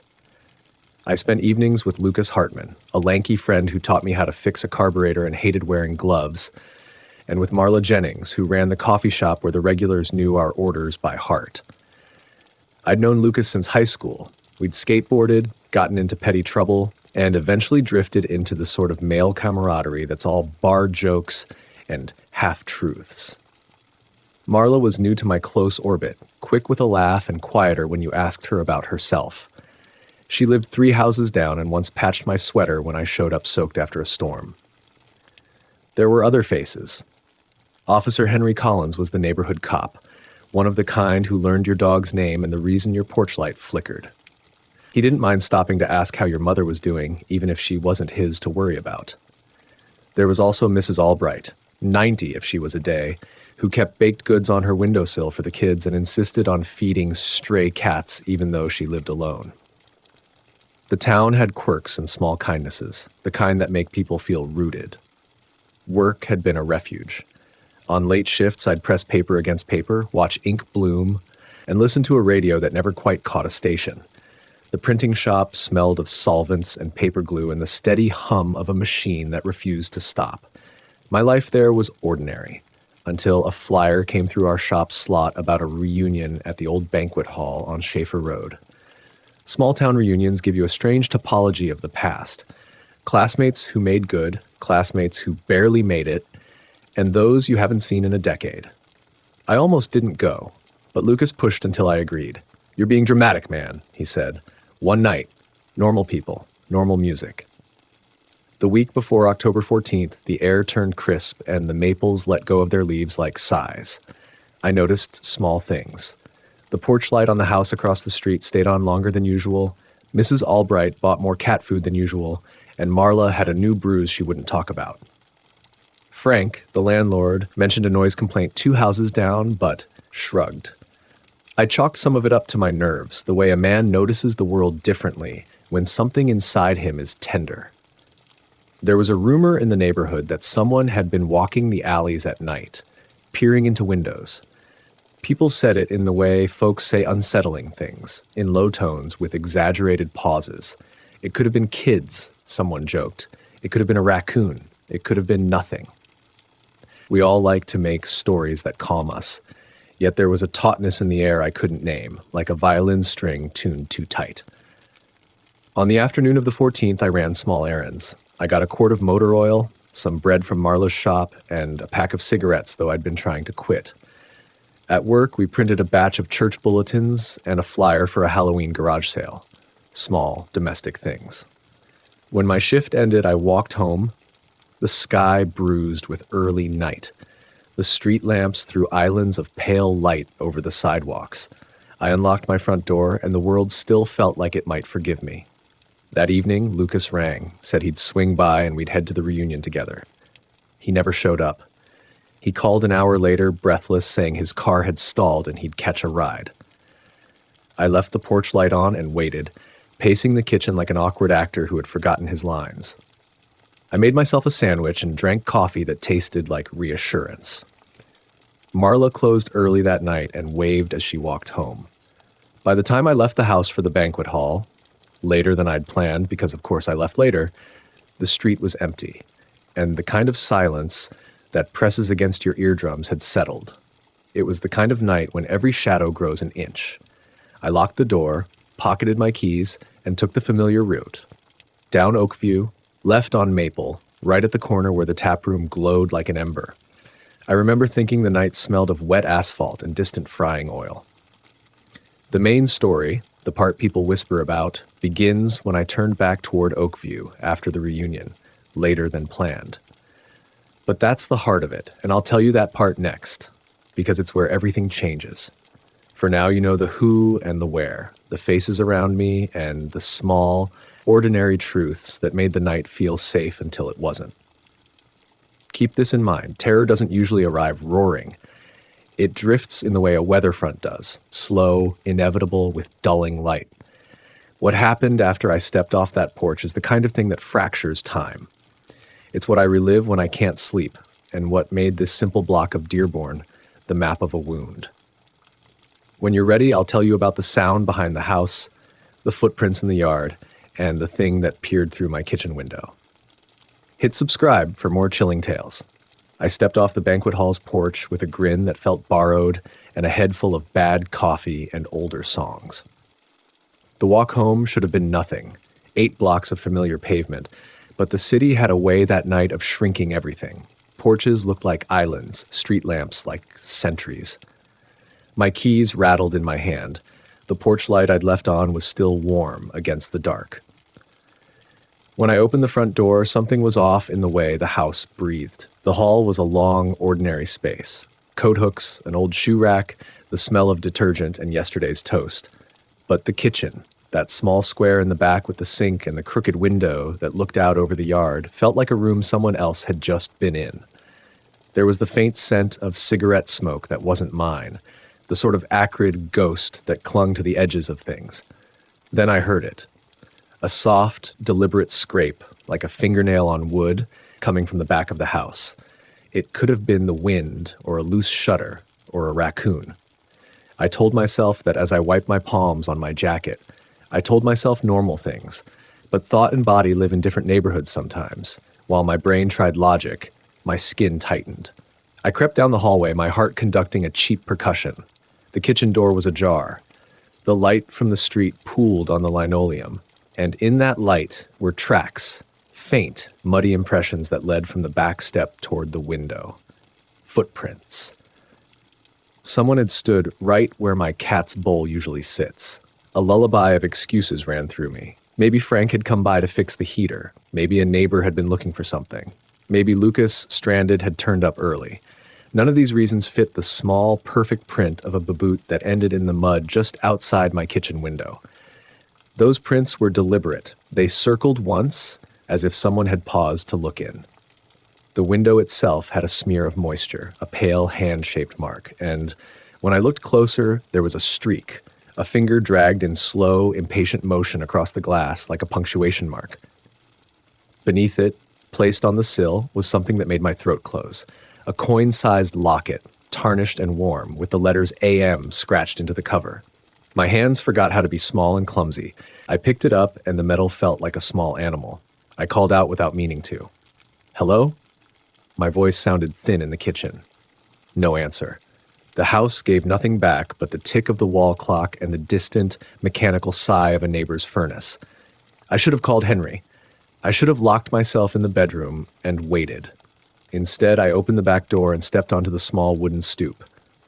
The yard was a patchwork of damp grass, and the footprints, more than one set now, overlapping, led to the alley. They weren't just one intruder. They looked like someone who had been pacing, circling the house, watching windows like a man watches a closed stage. One print had a smudge of something dark, grease, oil, or something worse. It was the sort of thing your brain names last. I followed them because we follow our own worst impulses. The alley was narrow and smelled of rain and old takeout. The brick at the end was streaked with posters and graffiti. The prints stopped at a shadow under the stoop of the laundromat and resumed again, pulling away like a tide. I felt foolish, like a man following a Parisian tour guide who had handed him a map upside down, but the map was part of me now, and I was learning its lines. A sound split the air, a laugh, too close and too pleased, a sound that had no business weighing the alley. It was a small, thin sound like a child's giggle where a man's voice should be. I froze. The laugh came again from the rooftop above the laundromat, high and bright, and then there was a figure at the far edge of the alley. Tall, hunched, backlit by a sodium lamp, a silhouette that had nothing familiar in it. For a breath it looked like a man, then like a puppet, then like a stain. "Hey!" I shouted, stupid and small. The figure turned slowly, and for a sliver of time I saw its face catch the streetlight. Pale. An odd smile stretched too wide, eyes that reflected more than they revealed.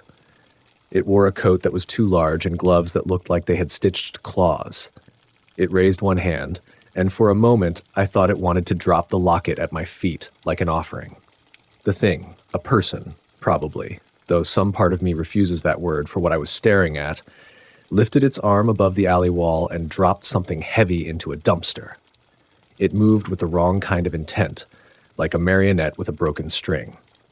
Then, before I could do anything clever like call Henry or throw my keys, it vaulted the wall with lithe, practiced ease and melted into the network of backyards like a shadow shedding a coat. I ran after it because men like me are, at our worst, addicted to the idea that bravery and action are the same thing. The fence gave way to a yard with a twitching sprinkler. The trace of the intruder was in the crushed ivy and a hawk's nest of cigarette butts behind the garage. At the back corner, I found the evidence I wish I hadn't. Another small object, half buried in the soil under a rosebush, a child's purple ribbon threaded through a key ring.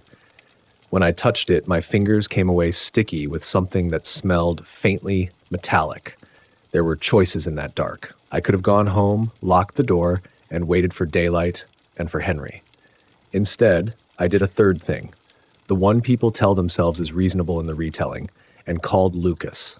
His line went straight to voicemail. I tried Mrs. Albright because the old sometimes know more than the new. Straight to voicemail. I called Henry and heard his recorded message, "If this is an emergency, hang up and dial 911. I hung up and dialed 911. While I waited, I became aware of another sound above the alley. The soft scraping of a ladder being shifted on rooftop tiles. Someone was moving along the roofs, watching. The operator said they were dispatching a patrol. I said my address. I said my name. I said the word intruder, like a prayer. The operator's voice was calm and functional, and I clung to it as if to a life preserver. A patrol car's lights washed the street 2 streets over like a pale aurora. They didn't come at my pace. They came at the city's. I stood on the sidewalk holding the locket and the ribbon and felt the world tilt into an axis I couldn't fix. Behind me, the house exhaled, and something knocked once, very softly, at the kitchen window. Not hard enough to break glass, just enough to be heard. 3 small, deliberate taps like fingers counting. I answered the tap out loud because if you don't name your fear, it grows teeth. "Who's there?" I said. The kitchen stayed as it was. A square of lamplight, a bowl of dry cat food, a chair with a newspaper folded over it. The taps came again, then silence. I stood there, phone pressed to my ear as headlights crawled toward Oakview and a patrol car finally turned down Maple. The feeling that had sat in my chest all night, like a small, restless animal, rose and turned into something louder. The alley was a collection of objects now, footprints, a locket, a ribbon, a silhouette that might have been a man or might have been the shape of a threat. They were supposed to make it better. The sirens were supposed to be enough. But sometimes rescue is a pair of lights and a pause. Sometimes rescue is what buys you time to see what happens next. I didn't know then that those taps at the window were only the beginning. Hit subscribe for more chilling tales. They told me to get out of the house that night. Officer Collins, Henry, who made a point of asking about my mother and my dog, had the kind of face that tried to be reassuring even when it had to say the hard things. 2 cruisers sat under the maples, their red and blue light painting everything a strange watercolor. They dusted for prints, took statements, and called in forensics like we lived in some small procedural on television. They were thorough but polite. "Someone wanted to rattle you," Henry said, leaning on the hood of his cruiser, "but we'll do the checks. Sleep at Marla's. Don't stay here alone." I almost went. Pride bobbed in my chest like a cork, though. That night, the idea of admitting fear felt like admitting defeat. I had lived alone for years. I'd paid my rent on time. I had learned to fix a leaky faucet with nothing but patience and bad duct tape. So I told Henry I'd lock the doors, set an alarm, and be fine. He squinted at me like a man trying to read a clock with broken hands, and then, because he was Henry, he took my keys and checked the back door himself. "If anything at all happens, you call us first," he said. "No heroics." We watched the alley with flashlights until the residual adrenaline felt like a cold weight. They left 2 officers to cruise the block that night, and 1 took my number to check in every 2 hours. I lay awake on my couch with a blanket over my knees, the locket in my pocket like a low, accusing heartbeat. I felt ridiculous and knowable all at once. The police cleared the house at midnight, leaving behind the echo of their radios and the faint scent of someone else's cologne on my kitchen counter where they'd set their coffee cups. I slept poorly, the sort of dozing that feels like nodding off at the edge of a cliff. Dawn smelled like wet leaves and anxiety. When I went to check the kitchen window, the smear that had been there the night before was gone. But in its place, someone had pressed a new message into the condensation on the glass, a single letter written in a rough, childish hand, an A. That same small locket with the initials AM seemed less an accidental trinket and more a calling card now. I felt the past I'd tried to tuck away, broken dinners, an empty couch, the last slammed door, bloom cold and clear in my chest. Marla came over with 2 steaming cups and an expression that tried for cheer and landed somewhere mournful. She handed me the coffee like a priest delivering absolution. "Henry called me," she said. "I told him you'd be stubborn. I thought you should see someone." She sat on the stoop, fingers wrapped around her cup like she was holding a small animal. "The bruise on my arm," she added quietly, "is from last week. A delivery guy bumped me. I didn't want to make a fuss." Her eyes flicked to mine, and I realized she'd seen the same silhouette from across the street, the one with the wrong smile. Citizens protect each other in ways they don't always name. We compared notes. Marla had noticed a man lingering outside her coffee shop a week ago. Too long, too patient, watching the door every time she stepped out. She'd thought he was homeless. Mrs. Albright later told us about a white van seen idling 2 blocks over at odd hours last month. Pieces of a puzzle clicked into place like teeth. They didn't yet form a picture I recognized. That night, I left a light on and slept at Marla's anyway. She made me a couch bed like I was a kid again and left the kettle on low in the kitchen. It felt like a truce. Around 3 in the morning, my phone buzzed. 2 texts from an unknown number. They were short, childish lines, like someone reading from the inside of their skull. "Do you remember the sound?" And the second, "You left it." I nearly called Henry, nearly ripped my keys from the bowl and ran. Instead, I put on shoes and went over to the house. The porch light had been smashed, one neat crescent out of the bulb like someone had taken a bite. The back gate was ajar. Footprints returned in a fresh pattern, small and quick, like someone dancing between fence posts. Someone had been there since the cars drove by. Someone had come back because leaving had not been in the plan. I followed the prints to the basement door and the air shifted. Cooler, sighing. The basement light had been flipped on and off in a slow rhythm, as though someone had practiced a heartbeat. The radio down there, my old battered transistor from college, sat tuned to static and a scrap of voice that resolved into a melody I hadn't heard in years, a lullaby my mother used to hum. There, on the concrete step, was another object, a Polaroid, the kind with white borders and the instant develop magic.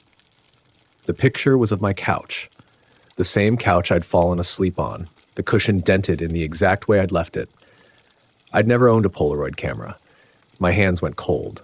The Polaroid had been placed as neatly as a bookmark. On the back, in the same scratchy script as the A on my window, someone had written, "Closer now."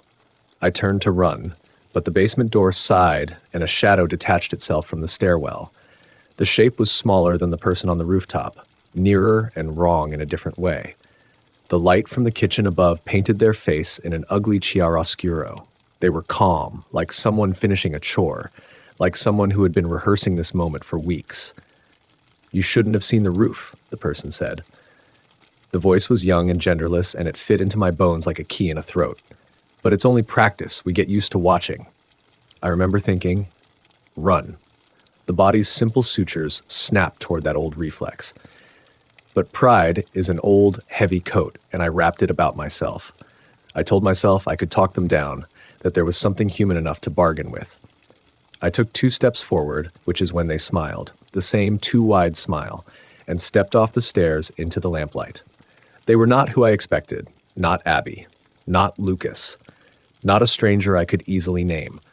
Their hair was cropped, and the eyes were strangely blank, like someone had learned to stare in a mirror until the mirror stared back. They wore the same oversized coat and gloves I'd seen on the rooftop. But as they spoke, a small, familiar sound tightened my chest. A laugh, high and breathless, that matched a voice I had once known. It wasn't Abby's voice, but it threaded something to the past. "I used to listen to that lullaby," they said, and their fingers brushed the Polaroid with something like reverence.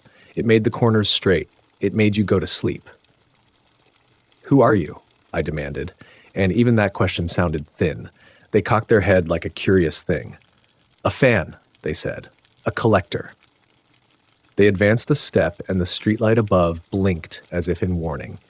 I lunged because words are thin and action feels like saving. We grappled in a tangle of sleeves and breath, and the floor gritted under our shoes. For a dizzy second, it was a mess of movement. Too close and too hot. Then they ripped free and vaulted toward the back door with a lithe, practiced ease, a laugh exploding behind them like a match. They disappeared through the yard and over the fence before I could find purchase. I stood in the basement doorway with my heart slam dancing against my ribs, my shirt smelling of someone else's soap, hands scraped and shaking. I realized 2 things. First, that fear is a muscle that learns quickly. And second, that whatever this was, it was not random. Someone had been watching the folds of my life with the care of a curator.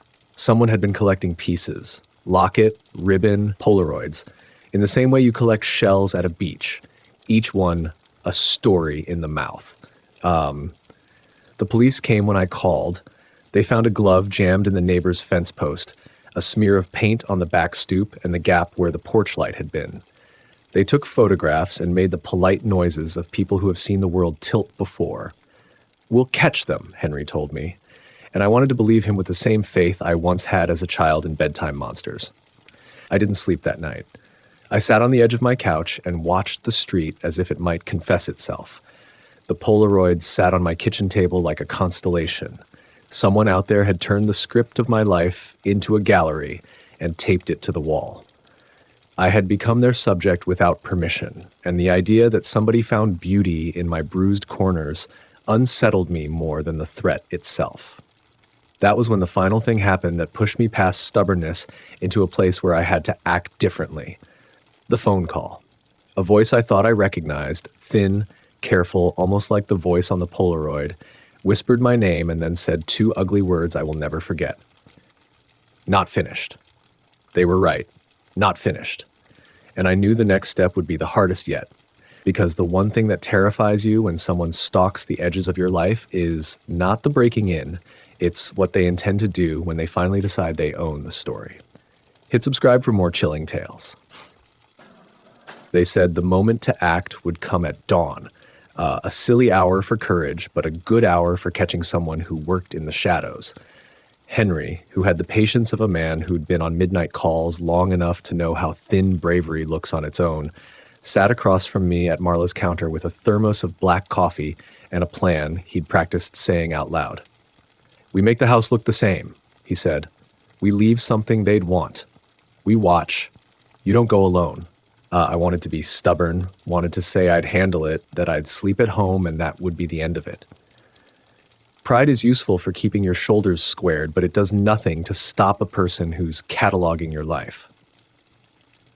Marla agreed to host a decoy and let us set up one of her spare security cams, one of those little boxes Henry said hid well in a potted plant. We picked the bait carefully. A Polaroid left on the coffee table with the back scribbled the way the attacker had written, a scarf tucked where I always left it, the locket we'd found placed plainly on the windowsill. The idea was to make the house look like the quiet, soft target it had been for weeks. Henry parked 2 cars down and promised to call back up if anything moved. We waited like people rehearsing a play. Waiting does funny things to a man. It sharpens the small sounds, a screen's whisper, the tick of a clock, until the world filters itself into a map of what might be wrong. At 3 a.m, a shadow slipped across Oakview like a crease. We watched grainy video through a screen, and I felt my insides unspool. They moved slowly at first, the kind of patient that confuses stalking with courtship. The figure paused at the gate, inspected the locket, and then, this part is the worst to remember, they crouched and pressed their palm to the window, just like before. They had the same habit of making small marks in condensation, the same ritual touch with the objects as if blessing them. Then they reached for the back door. Henry's hand tightened where it rested on the radio. He signaled, and people moved in the dark with careful feet. The figure froze like an animal hearing a twig snap. For a breath, I thought they'd vanish into the neighborhood like smoke. Instead, they turned toward the camera without ceremony, and the world folded a little when I saw the face in close-up. Sharp cheekbones, a mouth that held a smile like a secret, and eyes that didn't flare with surprise so much as curiosity. It was a woman, not a man. The letters AM on the locket made more sense in a way I'd not imagined. They came in through the back like they had before, gloves soft as if to leave no prints. Henry's team closed in. They moved like a different kind of knight, fast, practiced, the kind that has been rehearsed in training rooms with bright lights. The figure turned, and for a blink, our eyes met through the grain of the camera, and a strange softening happened in them, like a person encountering the thing they are most proud of having made. Then the sound of uniforms filled the yard, and that softening snapped away. They didn't resist much when Henry's voice called out. Whatever composure they'd worn folded like paper. They wrapped their arms around themselves as if to hold the world together. When the handcuffs clicked, they murmured one thing to me, calm as a bedtime story. You kept the corners nice. In the station, bright lights buzzed in a way that makes voices flat. They gave their name as Alice Monroe. She was 32, with a soft, hushed way of speaking that could have belonged to anyone who grew up in libraries and late-night radio. When Henry read back a list of the things she'd taken, she didn't protest. She said things that made Henry's jaw tighten and made me feel like a photograph of my own life had been taken away. She'd been a regular at the printing shop, she told them. She'd asked for tiny favors, reprints of old flyers, a poster for a memorial she'd once organized. She spoke of grief in a way that made sympathy and obsession look the same. I like to keep things safe, she said, and as if she were describing a puzzle. Things get lost. I keep them so they don't lose their shape. She had been collecting tokens from people she thought wanted to be remembered, or perhaps people she felt needed saving. The locket, the ribbon, the Polaroids. They were her museum. I listened as the detective unfolded a story that slid the hook of motive into place. Alice had lost a brother when she was young. Henry said she'd mentioned it a lot, and had become fixated on preserving memory. She'd found in the hours at the shop and in the quiet corners of the town, small lives she could curate. It didn't justify anything. It only explained the particular cruelty of her intimacy with strangers' private things. The world she built was one where you were kept in frames and captions without asking. In court, she wore the same patient face. The drama of the trial was less cinematic than you'd expect. Pages, testimonies, a medical evaluation that spoke of trauma and compulsion. The judge ordered a psychological evaluation, and because the law moves on its own rails, Alice was sent for treatment under supervision. They said things like diminished capacity and dangerous proclivity and treatment plan. The headlines in the local paper called it a Dearborn curator case, and people who'd never come near Oakview had opinions. For me, it felt like an old romantic song stripped of its chords. I moved out of the house a month later into a small apartment with a stiff couch and a better lock.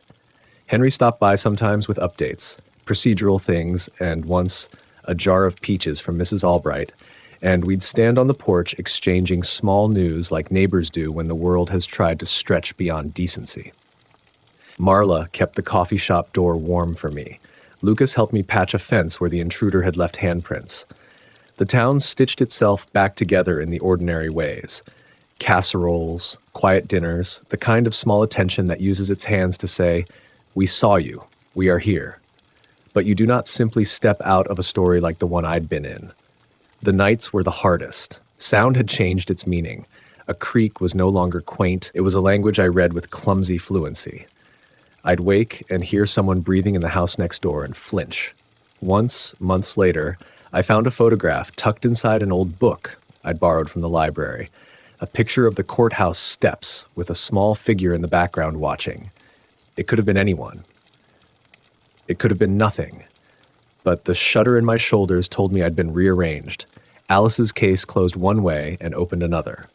She was never what the tabloids made of her, and she wasn't merely the monster in my closet. She was a person who hurt and hurt others, and the world has only so many ways of dealing with that. She went somewhere to be fixed or to be contained. I don't know which is kinder. Years later, I'll still catch myself cataloging things, my keys, my photographs, the small artifacts of an ordinary life, with a care that's tinged by wariness. I installed cameras and I sleep with a light sometimes. But the strangest thing is less the fear than the odd gratitude I carry for the people who helped. Henry, who drove through rain to check my porch. Marla, who made sure I ate. Lucas, who wouldn't let me be stubborn when my stubbornness would have been self-harm. Those gestures are the stitches that close far worse wounds. Sometimes when the wind blows through Oakview and the street lamps bloom orange, I imagine Alice in her room, arranging a shelf like a curate arranging relics, needing what she needed, broken in ways I could pity and fear at once. It doesn't make what she did smaller. It only makes the world we live in feel more complicated than headlines and quick judgments allow. If there's a lesson here that isn't ugly, it's this: terror doesn't always come roaring. Sometimes it is patient and domestic and careful, and sometimes the people who hurt you think they're conserving something beautiful. You survive by waking other people up to the fact that the quiet can be dangerous. You survive because someone knocks on your door and brings coffee, and because, in the end, you let them help. That's my story. It carved a place in me and left a map of small scars. I tell it not because I want you to look over your shoulder forever, but because I want you to know what people do for each other when the dark gets too clever. Hit subscribe for more chilling tales. This story's over. Get ready for the next one. My name is Ethan Cole. I was 34 years old the night it happened, January 12th, 2019. If you're listening to this like a campfire tale, know that I don't tell it for thrills alone. I tell it because remembering is part of surviving, and sometimes survivors owe the truth to the people who might walk the same streets. I lived in a modest 2-story home on Beechwood. An old Dearborn neighborhood where the porches sag a little and the streetlights hum with orange sodium glow. Dearborn had comfort for me. A familiar hum of car engines off in the distance, the smell of fresh-baked bread from the bakery on Michigan Avenue, and a community of faces I'd known since high school. My work at a small auto parts supplier kept me busy and, for the most part, safe. I dated a woman named Jessie for 3 years. She was practical, with a laugh that made the kitchen feel less like a room and more like a harbor. But on that January night, she was out of town for a conference, and I was alone. I suppose telling you about the people around me first, the mismatched cast of neighbors and colleagues, helps explain why the ordinary bled into something else later. Mr. Calloway lived across the street. He kept a neat yard and an heirloom snowblower that roared like a small dragon. He was the kind who'd leave a pile of firewood by your porch if you'd forgotten to stack it. Down 2 houses was Clara, a retired schoolteacher who took in stray cats and had a window full of potted herbs.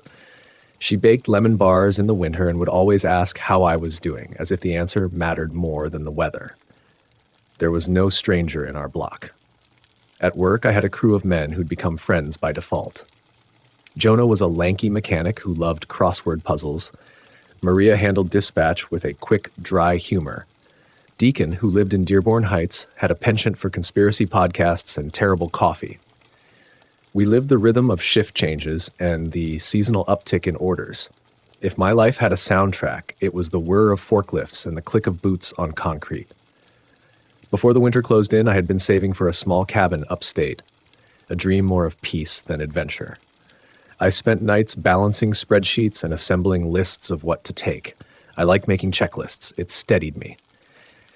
That same steadiness is what made me ignore the niggling oddities at first. A porch light that wouldn't stay lit, the sound of someone pacing on the roof late at night that I blamed on wind, the feeling that my mailbox had been opened when I was sure I'd locked it. Little things. Little things that, in retrospect, were the first page of a book I should have closed. The neighborhood had its quiet corners. There was an abandoned service station a few blocks from my house with a rusted pump and a boarded-up window that reflected the sky in a fractured way. Kids told ghost stories about it, vandal nights and dares, but it mostly served as a landmark for dog walkers and teenagers trying to prove their nerve. I remember at first thinking the station had been the origin of it all. A misplaced shadow, a lingering smell of gasoline at odd hours. Dearborn has its share of old places that keep their memories like dust. They hold on to things people forget to take with them. I didn't know what this station would mean until later. On a slow Friday, Deacon mentioned a delivery going out to a private lot on the east side of Dearborn. The coordinates were nothing special, a narrow stretch behind a strip mall, a handful of storage units, and the kind of overgrown railway easement that rusts into a tangle. It was the kind of place we'd leave expired inventory, and I volunteered to go because I wanted to get the work done before the snow started. The crew joked about me being brave, but I was simply trying to finish. Jessie had left early that morning for her conference, and the apartment felt too quiet, an empty stage waiting for performers who wouldn't return that night. That day, the weather had teeth. A raw wind cut across my face as I drove an old company van, and the radio played static between songs. The strip mall had a shuttered pawn shop and a laundromat with a flickering neon sign that read "Clean Right" in letters that gave up halfway through. The lot behind it smelled faintly of oil, cigarette smoke, and something else, sweeter and older, like drying flowers. I dropped the pallets, checked the paperwork, and loaded the van for the return trip. The first real strangeness was small, and again I let it slide. There was a set of prints, not tire tracks, but the heavy swoop of booted feet, that stepped out of the brush onto the gravel behind the storage units. They were too large to be a teenager's, too deliberate to be animal trails. I took a picture out of habit and made a note in my phone. Odd prints. Maybe homeless. My boss later shrugged it off as kids, or the weather washing things strange, but that small picture felt like a tremor under the floor of the world I thought I knew. When I returned home that evening, the house had an odd hush to it, like a held breath. The porch light flickered even though I'd flipped the switch on my way in. The hallway rug had been moved a fraction. The laces of my jacket were untied, though I always tie them first. Little breaches I told myself were forgetfulness. I poured tea, checked the locks, and sat down with a crossword Jonah had slipped me with an answer circled, "Beware." A joke, they said later, but the word in permanent black ink felt heavier than the paper it sat on. By midnight, the temperature had dropped. The wind found seams in the house and made the windows sing. I was about to turn in when I heard a soft, deliberate knocking. 3 slow knocks at the back door, the kind you'd expect from a neighbor who had misplaced their key. It was the pattern my mother used when she wanted to be let in without waking us. Knock, knock, knock before a pause. I froze. My phone on the table showed a message from Jessie. "Hotel check-in. Call when you get a break. Love you." She had no way of knowing then that I wouldn't sleep through the night. I tiptoed to the kitchen, the house small and full of shadows.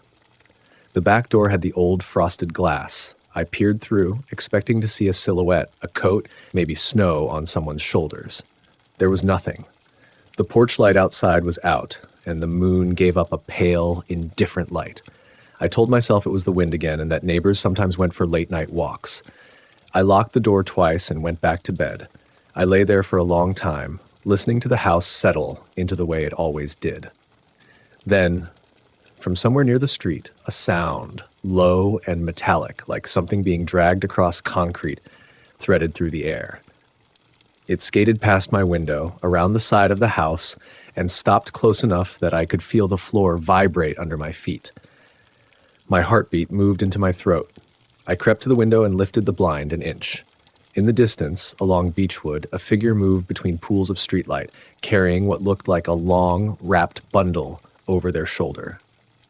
I watched until the figure reached the abandoned service station and vanished into the black. My mind supplied safety, someone stashing something, teenagers, a delivery gone wrong. Then the clicking began. 3 clicks in quick succession from the direction of the station. Familiar and deliberate. My mother's knock. My blood went cold in a way my words cannot map. I should have called someone. I should have called the police. Instead, I dressed quietly, grabbed my coat, and walked out onto the porch. The cold bit at my ears. The street was empty. The station loomed like a hulking mouth. Up close, the boarded windows were splintered in places, and one board had been pried loose recently. I could feel, more than see, a presence there, as if the building itself had awakened. I told myself I would walk past, glance in, and return. I told myself I would be brave because bravery was enough. The door had been pushed open just enough for a shadow to fall in the gap. When I crossed the threshold and stepped into the service station's stale dark, I thought the floor would be as I remembered. Dusty, cluttered, a nest of empty receipts and forgotten keys. What I found instead was a single line of footprints leading from the doorway to the center of the room, circling something I couldn't see in the low light. The temperature dropped like a trapdoor, and the smell that had been at the lot, sweet, old, like dried lilies, grew thicker, pressing at the back of my throat. That's when I realized with a small animal's clarity that the story I'd been telling myself about kids and wind and forgetfulness had ended. The main part was about to begin. Hit subscribe for more chilling tales. I stepped deeper into the station and the beam from my phone shook like a warning. The footprints led me in a slow, careful circle around a squat object wrapped in oilcloth, the kind of thing you'd wrap tools in, or bones, if someone wanted to keep shape and scent tucked away. The smell of lilies grew sharp and impossible. My throat closed. I crouched, the floor cold through my jeans, and peeled back a corner of the cloth. Inside was nothing I expected. Not tools, not a body, not even trash. It was a collection of small things. A rusted locket with no picture, a child's marble dulled with use, a strip of fabric that might once have been red, a cracked compass. Whoever had placed them here had done it like someone laying out pieces of an argument, each item a sentence meant to say something without words. Around the bundle circles had been drawn in old coffee grounds, and the outline of those circles glittered faintly, like frost under a glass. A sound, a tap, think touch, came from deeper in the building. I wasn't alone. For a moment I considered that it might be Mr. Calloway, or one of the kids, or Deacon pranking me, turning serious into spectacle. I told myself to call the police, then told myself not to make a scene, then told myself everything that fear does when it tries to coax you into ordinary decisions. Curiosity won. It always does, until it doesn't. I followed the sound toward the back, each step counted, the light from my phone making the darkness look like a theater set. The rear wall was lined with old shelving and festooned with advertisements for oil changes from past decades. The tap turned into a whisper, then a voice. Not human at first, a scraping of air against something, then a syllable so soft I thought it was my own pulse. Ethan. I stopped as if someone had placed a hand on my shoulder. The name came again, clearer, closer, not from one place but from many. It was my name as people who loved you do not use it, the way it sounded when someone had been carrying it around like a stone and decided to throw it at you. My mouth went dry. I took a step back. When I turned, there was a smear on the wall. Not blood, not rust, but a dark, tar-like mark in the shape of a handprint. The fingers had been splayed as if the hand had been pressed there with force, and beneath it the paint had chipped away. I knew that handprint. It had been on the side of the van that week when I'd left it parked on Beechwood. I had thought a kid had graffitied the van with a sticky fist. I had photographed it and texted Jonah a joke about secret admirers. Now, seeing it here inside the station, I felt something cold and precise coil inside me. I was being read. I almost ran. The impulse to leave and never look back was screaming, but something, stubbornness, shame, a warped sense of ownership, kept my feet. I called Deacon, then hung up because his voice would only make this real. I called Jonah, then didn't leave a message because who would believe me? My fingers closed on the phone until it hurt. From somewhere above, something moved. I climbed a rickety ladder to the loft, the old place where service stations hide garbage and ghosts. There was a narrow catwalk where beams of moonlight came through holes in the roof and pooled on forgotten buckets. On the far side, between two pallets, someone had left a row of candles, burned low, their wax melted into shapes like small white teeth, and scrawled on the pallet in what looked like pencil, shaky and urgent, were 3 words, "Leave. He watches." I wanted to laugh then, the sound a fragile, ridiculous thing, because the handwriting was mine. I didn't write those words, but the loops of the letters reminded me of the way I had scribbled grocery lists at 2 a.m, or left notes for Jessie on the fridge when she traveled. The ridiculousness of the moment. The idea that something had been in my handwriting without me putting it there pushed me forward like a dare. I picked up one of the candles. The flame guttered yet refused to go out, as if a breath held it alight. "Who are you?" I said aloud, because the station was a room, and rooms like answers when pressed. The response was not words. It was the scraping again, the sound of metal on concrete, and a whisper that seemed to come from under the floorboards. "You took it." I did not know what it was. My mind trawled through a sea of possibilities. A thing I had touched at work, a package misdelivered, a memory I had assumed belonged to someone else. The cold settled in my stomach, a slow animal settling onto its haunches. As I backed toward the ladder, my phone vibrated, a text from an unknown number. "Don't go home." No punctuation, no name. I wanted to delete it as a prank, to toss my phone onto the pallets and laugh at my own gullibility. Instead, muscle memory, the same muscle memory that checked locks, made me screenshot the message. The timestamp blinked at me, 12:14 a.m. I looked at the clock over the station counter and saw it matched the time. Someone was watching in real time. I made my way out into the street, the night air hitting me like a wet cloth. For a moment, I thought the street would be empty, the way it had been in the films I watched when I wanted to wish the world back to safety. Instead, a figure stepped from the shadow of the laundromat, a man with a hood up and hands in his pockets. He was not running, not hiding.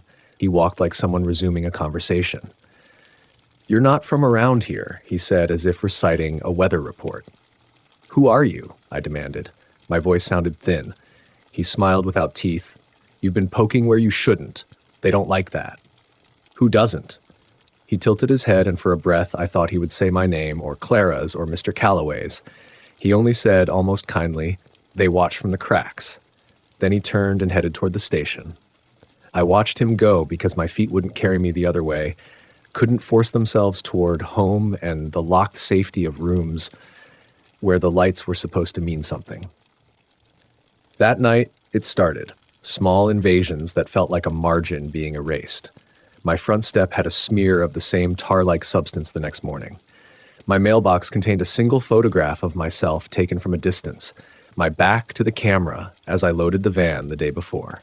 On my porch, a trail of marbles, 1, 2, 3, strewn toward the side gate like a child untied shoes and walked away.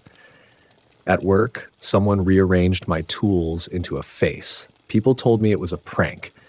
Deacon said it was probably one of the crew trying to mess with me. Maria suggested we call the cops and have them take the locket and the other things from the station. Jonah muttered that I was reading too much into coincidence and then refused to talk about the compass. But it wasn't coincidence, not when the things were personal, not when the voice that whispered my name in the station began to speak in my dreams. Not when I woke each night to the sound of someone pacing on my roof, 3 slow steps, and when I peeked out the blinds, a pair of lights from a car would blink and vanish like eyelids closing. I started to change the way I moved through the world. I left lights on. I slept with a chair braced against the bedroom door. I told myself this was temporary, that once Jessie returned and her laugh filled the kitchen again, the gravity of it would ease. But the candles in my bedside drawer were stained with wax, and when I opened them, the wick was freshly burnt. The thing that terrified me most was how efficiently it understood my rhythms. It knew the song I hummed while I worked, the time I took my lunch, the bracelet Jessie had given me that I wore in the shower and forgot to take off. It violated the small contracts that make a person predictable and safe, and in that theft of routine, it stole confidence. And through that theft, it moved like a talon across the map of my life, sketching its name where it pleased. 1 week after the station, I found a note slipped under my windshield wiper. 3 words, neat, deliberate, and final. Stop looking. We're watching. When you are being watched, everything you own, your friends, your route to work, your favorite diner, becomes suspect. I began to measure people not by who they were, but by how they moved in relation to the threat. I didn't sleep. I drank too much coffee. And when the doorbell rang at 3 in the morning and I didn't answer because the truth had become a rumor you couldn't risk starting, I realized the only thing more terrifying than being watched was the knowledge that the watchers had learned to copy the shape of your life and place it back under the glass. Hit subscribe for more chilling tales. The police called it a string of petty harassment until the day they found footprints on my roof. I called it everything else. For me, though, it had become a living, patient thing that rearranged nights like furniture. The kind of rearrangement that left you with nowhere to sit. I started keeping a notebook. I labeled pages with dates and small, stubborn details. Photographs tucked under the windshield wiper, the marbles, the handprint smeared on the van, the little objects in the oilcloth bundle. I drew maps of my walks to work, circled the places where the streetlights failed, and wrote down names I heard whispered in the station. Fragments. Mill, Lot 9, Rowan. The words had no grammar, and that made them all the more urgent. Clara next door saw the bruises under my eyes and brought over a thermos of soup. "You look like you haven't slept in a week," she said, as if observing the weather. I told her I was fine and that the city had been light on repairs lately. She didn't accept the lie. She pressed a hand to my forearm and said, "Ethan, you need someone who will stay with you. Call Jessie." I couldn't.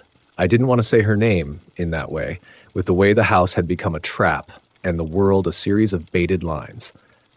So I began to investigate. I spent hours at the Dearborn Public Library, the fluorescent hum of archives like a lullaby for people who loved old harm. The microfilm machine coughed and spit out papers from years I barely remembered living through. I sifted through court reports, obituaries, small mentions in the city pages. There it was, like a hairline fracture, a report from 1998 about a string of missing children, a local case that had never been fully solved. Names. Small, ordinary names clustered near the service station. The station had once been more than rust and boarded wood. It had been a hub on the edge of town, a place for travelers and apparently for people who disappeared into whispers. One photograph in particular made blood leave my face. It was a grainy black and white from a charity fair. A group of men standing by a truck, smiling like men who needed photographs to prove they were ordinary. On the back of one man's jacket, barely visible, was the same tar-like handprint that had appeared on my van and on the station wall. The caption read, "Rowan Brothers Dearborn Auto Service, 1998. The name Rowan rung like a bell. The man in the photo looked like the one from the laundromat that night, the skew of his smile the same. The caption gave a date, and the date matched a notation in my notebook. Lot 9, July 1998. I felt like someone waking up in a chair, the world rearranged and wrong. I copied the photograph and tucked it into the notebook. I took a picture of the article and sent it to Jonah with an all-caps message and no context. He called back in a panic, voice low and quick. "You found something?" I didn't answer right away because the room felt like it was folding around me. "They're old names," Jonah said finally. "This isn't you, man. People do weird stuff. It's probably coincidence." "Rowan," I said. "Do you remember a guy named Rowan from the neighborhood? Did you ever—" "Not me," he said sharply. "I don't want to get involved. Deacon will go off the rails if you tell him." Deacon did go off the rails. He started showing up at my door with conspiracy printouts and a portable scanner. He listened to police scanners at night and cross-referenced frequencies with amateur radio posts. He prowled the abandoned lots like a stray dog that had decided to take up arms, and for a while I appreciated that he wouldn't let me be alone. But the more he dug, the more I realized something I didn't want to face. This wasn't just a person.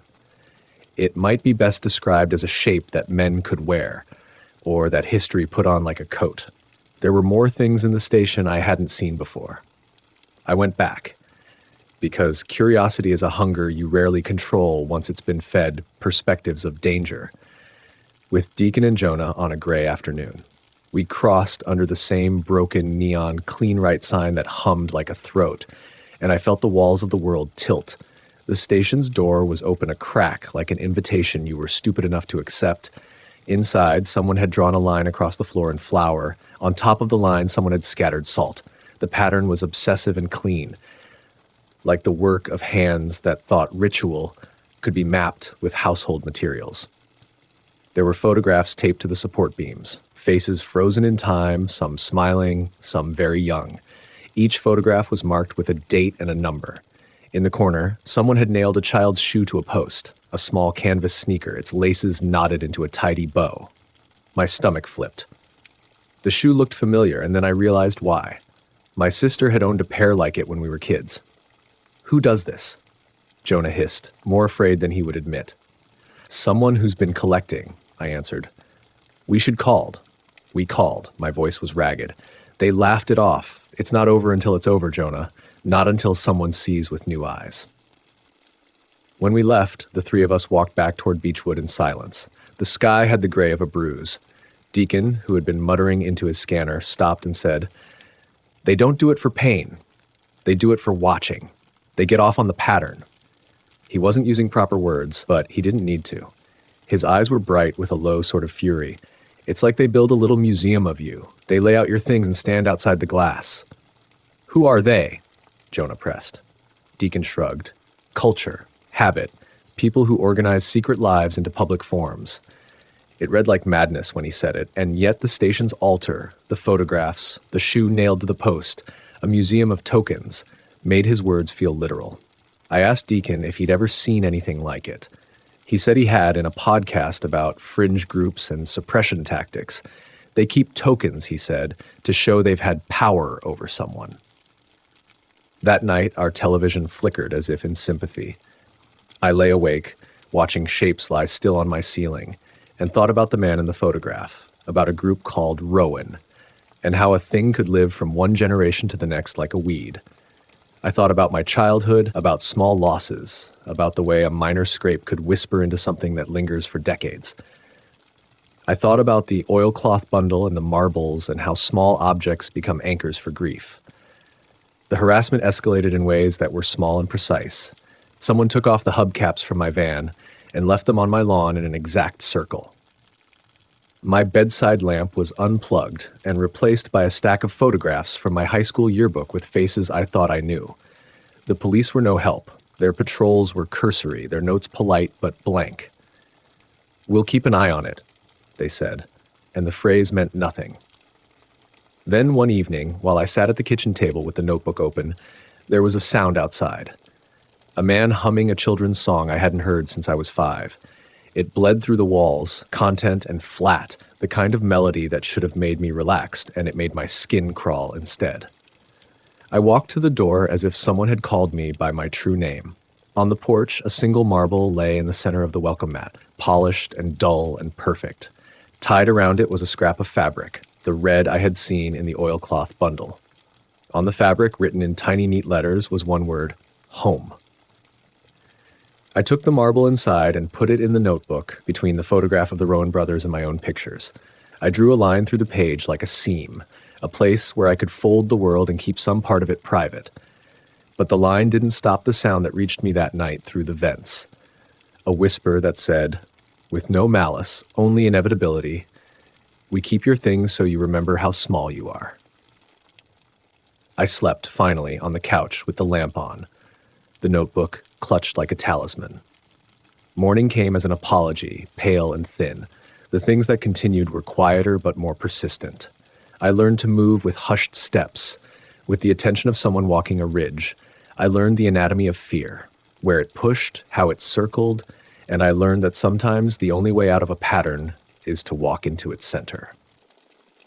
Hit subscribe for more chilling tales. I learned in those weeks that sometimes the only way out of a pattern is to walk into its center. So we made a plan, the three of us, ridiculous and stubborn, trying to stuff daylight into the places where shadow had lived too long. Deacon insisted on equipment, a cheap dash cam, a recorder cobbled from a ham radio, his scanner that crackled with other people's secrets. Jonah insisted on practicality, warm boots, an extra set of keys, a spare pair of gloves. I insisted on one thing only, that whoever answered whatever we laid out at the station had to be seen in the open with witnesses. We picked a night when the sky had the kind of clarity that makes people think of other lives.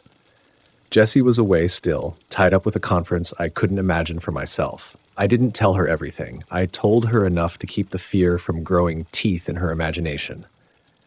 Clara agreed to watch the house, her presence a quiet, steadying thing that felt like armor. She promised to call if anything moved wrong and, more importantly, to make coffee if we came home late. Our bait was absurdly simple. We wrapped a small package in oilcloth, a bundle like the one I had found, but lighter, a handful of photographs, a child's marble tied with a scrap of red fabric, the rusted locket I had taken from the station weeks earlier. We smeared nothing, left no flower, no ritual. The station already carried its own gravity.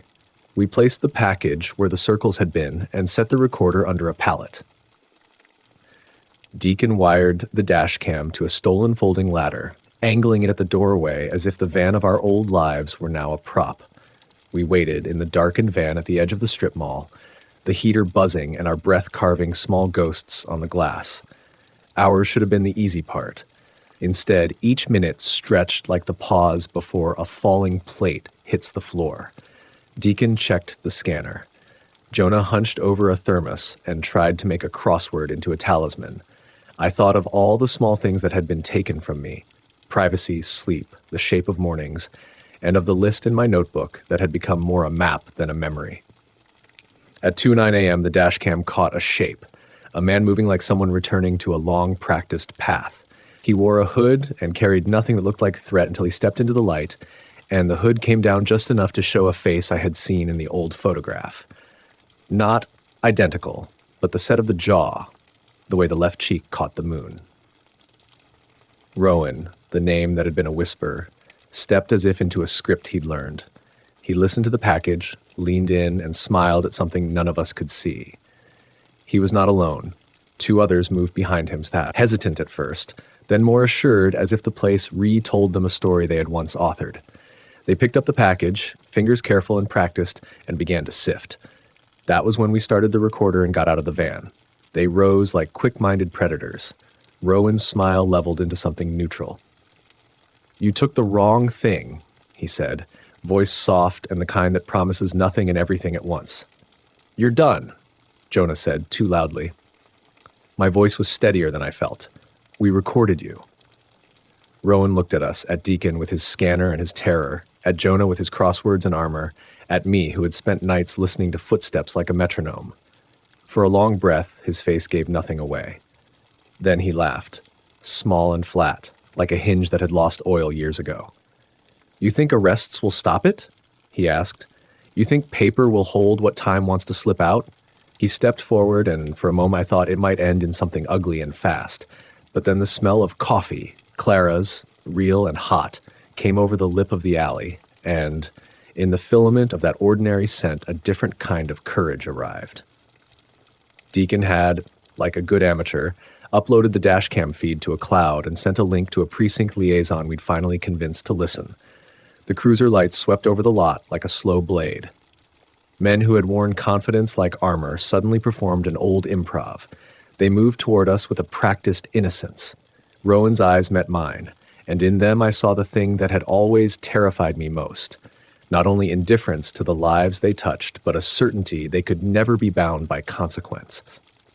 He was part of a longer line, a club of men who had used the city as a theater for private cruelties, who kept tokens to show themselves they still had weight in a world that otherwise trivialized them. The officers did not leap heroically from the cruiser. They were cautious, with the procedural patience of men who had learned to read danger in small details. They took statements. They cuffed two men who answered to old names and to new misdemeanors.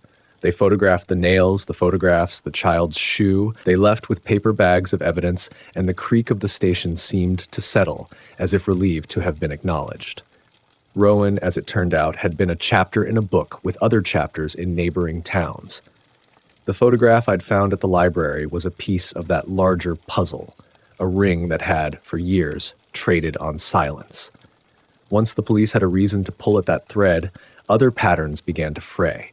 Cold cases resurfaced in files, names were cross-referenced, and the small objects people had lost started to mean something more than the weight of memory. We did not get theatrical justice on a movie scale. There was no confession blurted in the rain. There was paperwork, interviews, the slow, bureaucratic tending that real life insists upon. Rowan and two others were charged with harassment and with possession of items linked to unsolved disappearances.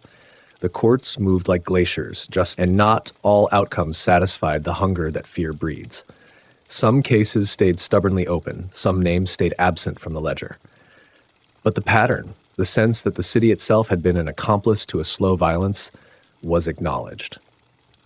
The most important thing I took away was not the arrests. It was the return of small habits that meant safety. A porch light that stayed lit because Clara fixed its wiring. Calloway stopped leaving his snowblower idling when he heard the scrape of tires at night. Jonah brought over a spare key not because he feared, but because he wanted to make sure someone could get in the house if I fell asleep exhausted. Jesse returned a few weeks later and folded back into the kitchen like someone making up lost years with steady work. We added one more name to our roster of witnesses. The city, which now had a file and route and a police report that could not be dismissed as mischief. Still, the ending was not complete. In the months that followed, there were small, residual things. A marble in a different color left at the edge of the park, a note on an unsealed letter, "We remember." Those things were not threats so much as statements. Some stories do not end neatly because history will not allow neat endings. The past keeps teeth in its mouth for reasons we may never understand. On good nights now, I can sleep all the way through. On others, I wake and count the steps on the roof with a kind of professional curiosity, as if mapping danger keeps it from finding me. I keep the notebook, dog-eared and thickened, and sometimes I take it out and trace the line where the photograph slid into my life.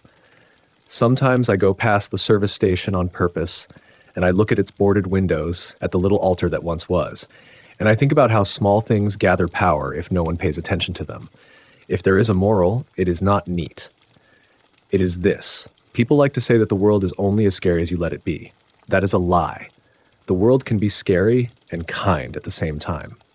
The thing that saved me was not courage alone, but other people. Imperfect, loud, stubborn, who decided that my fear deserved daylight.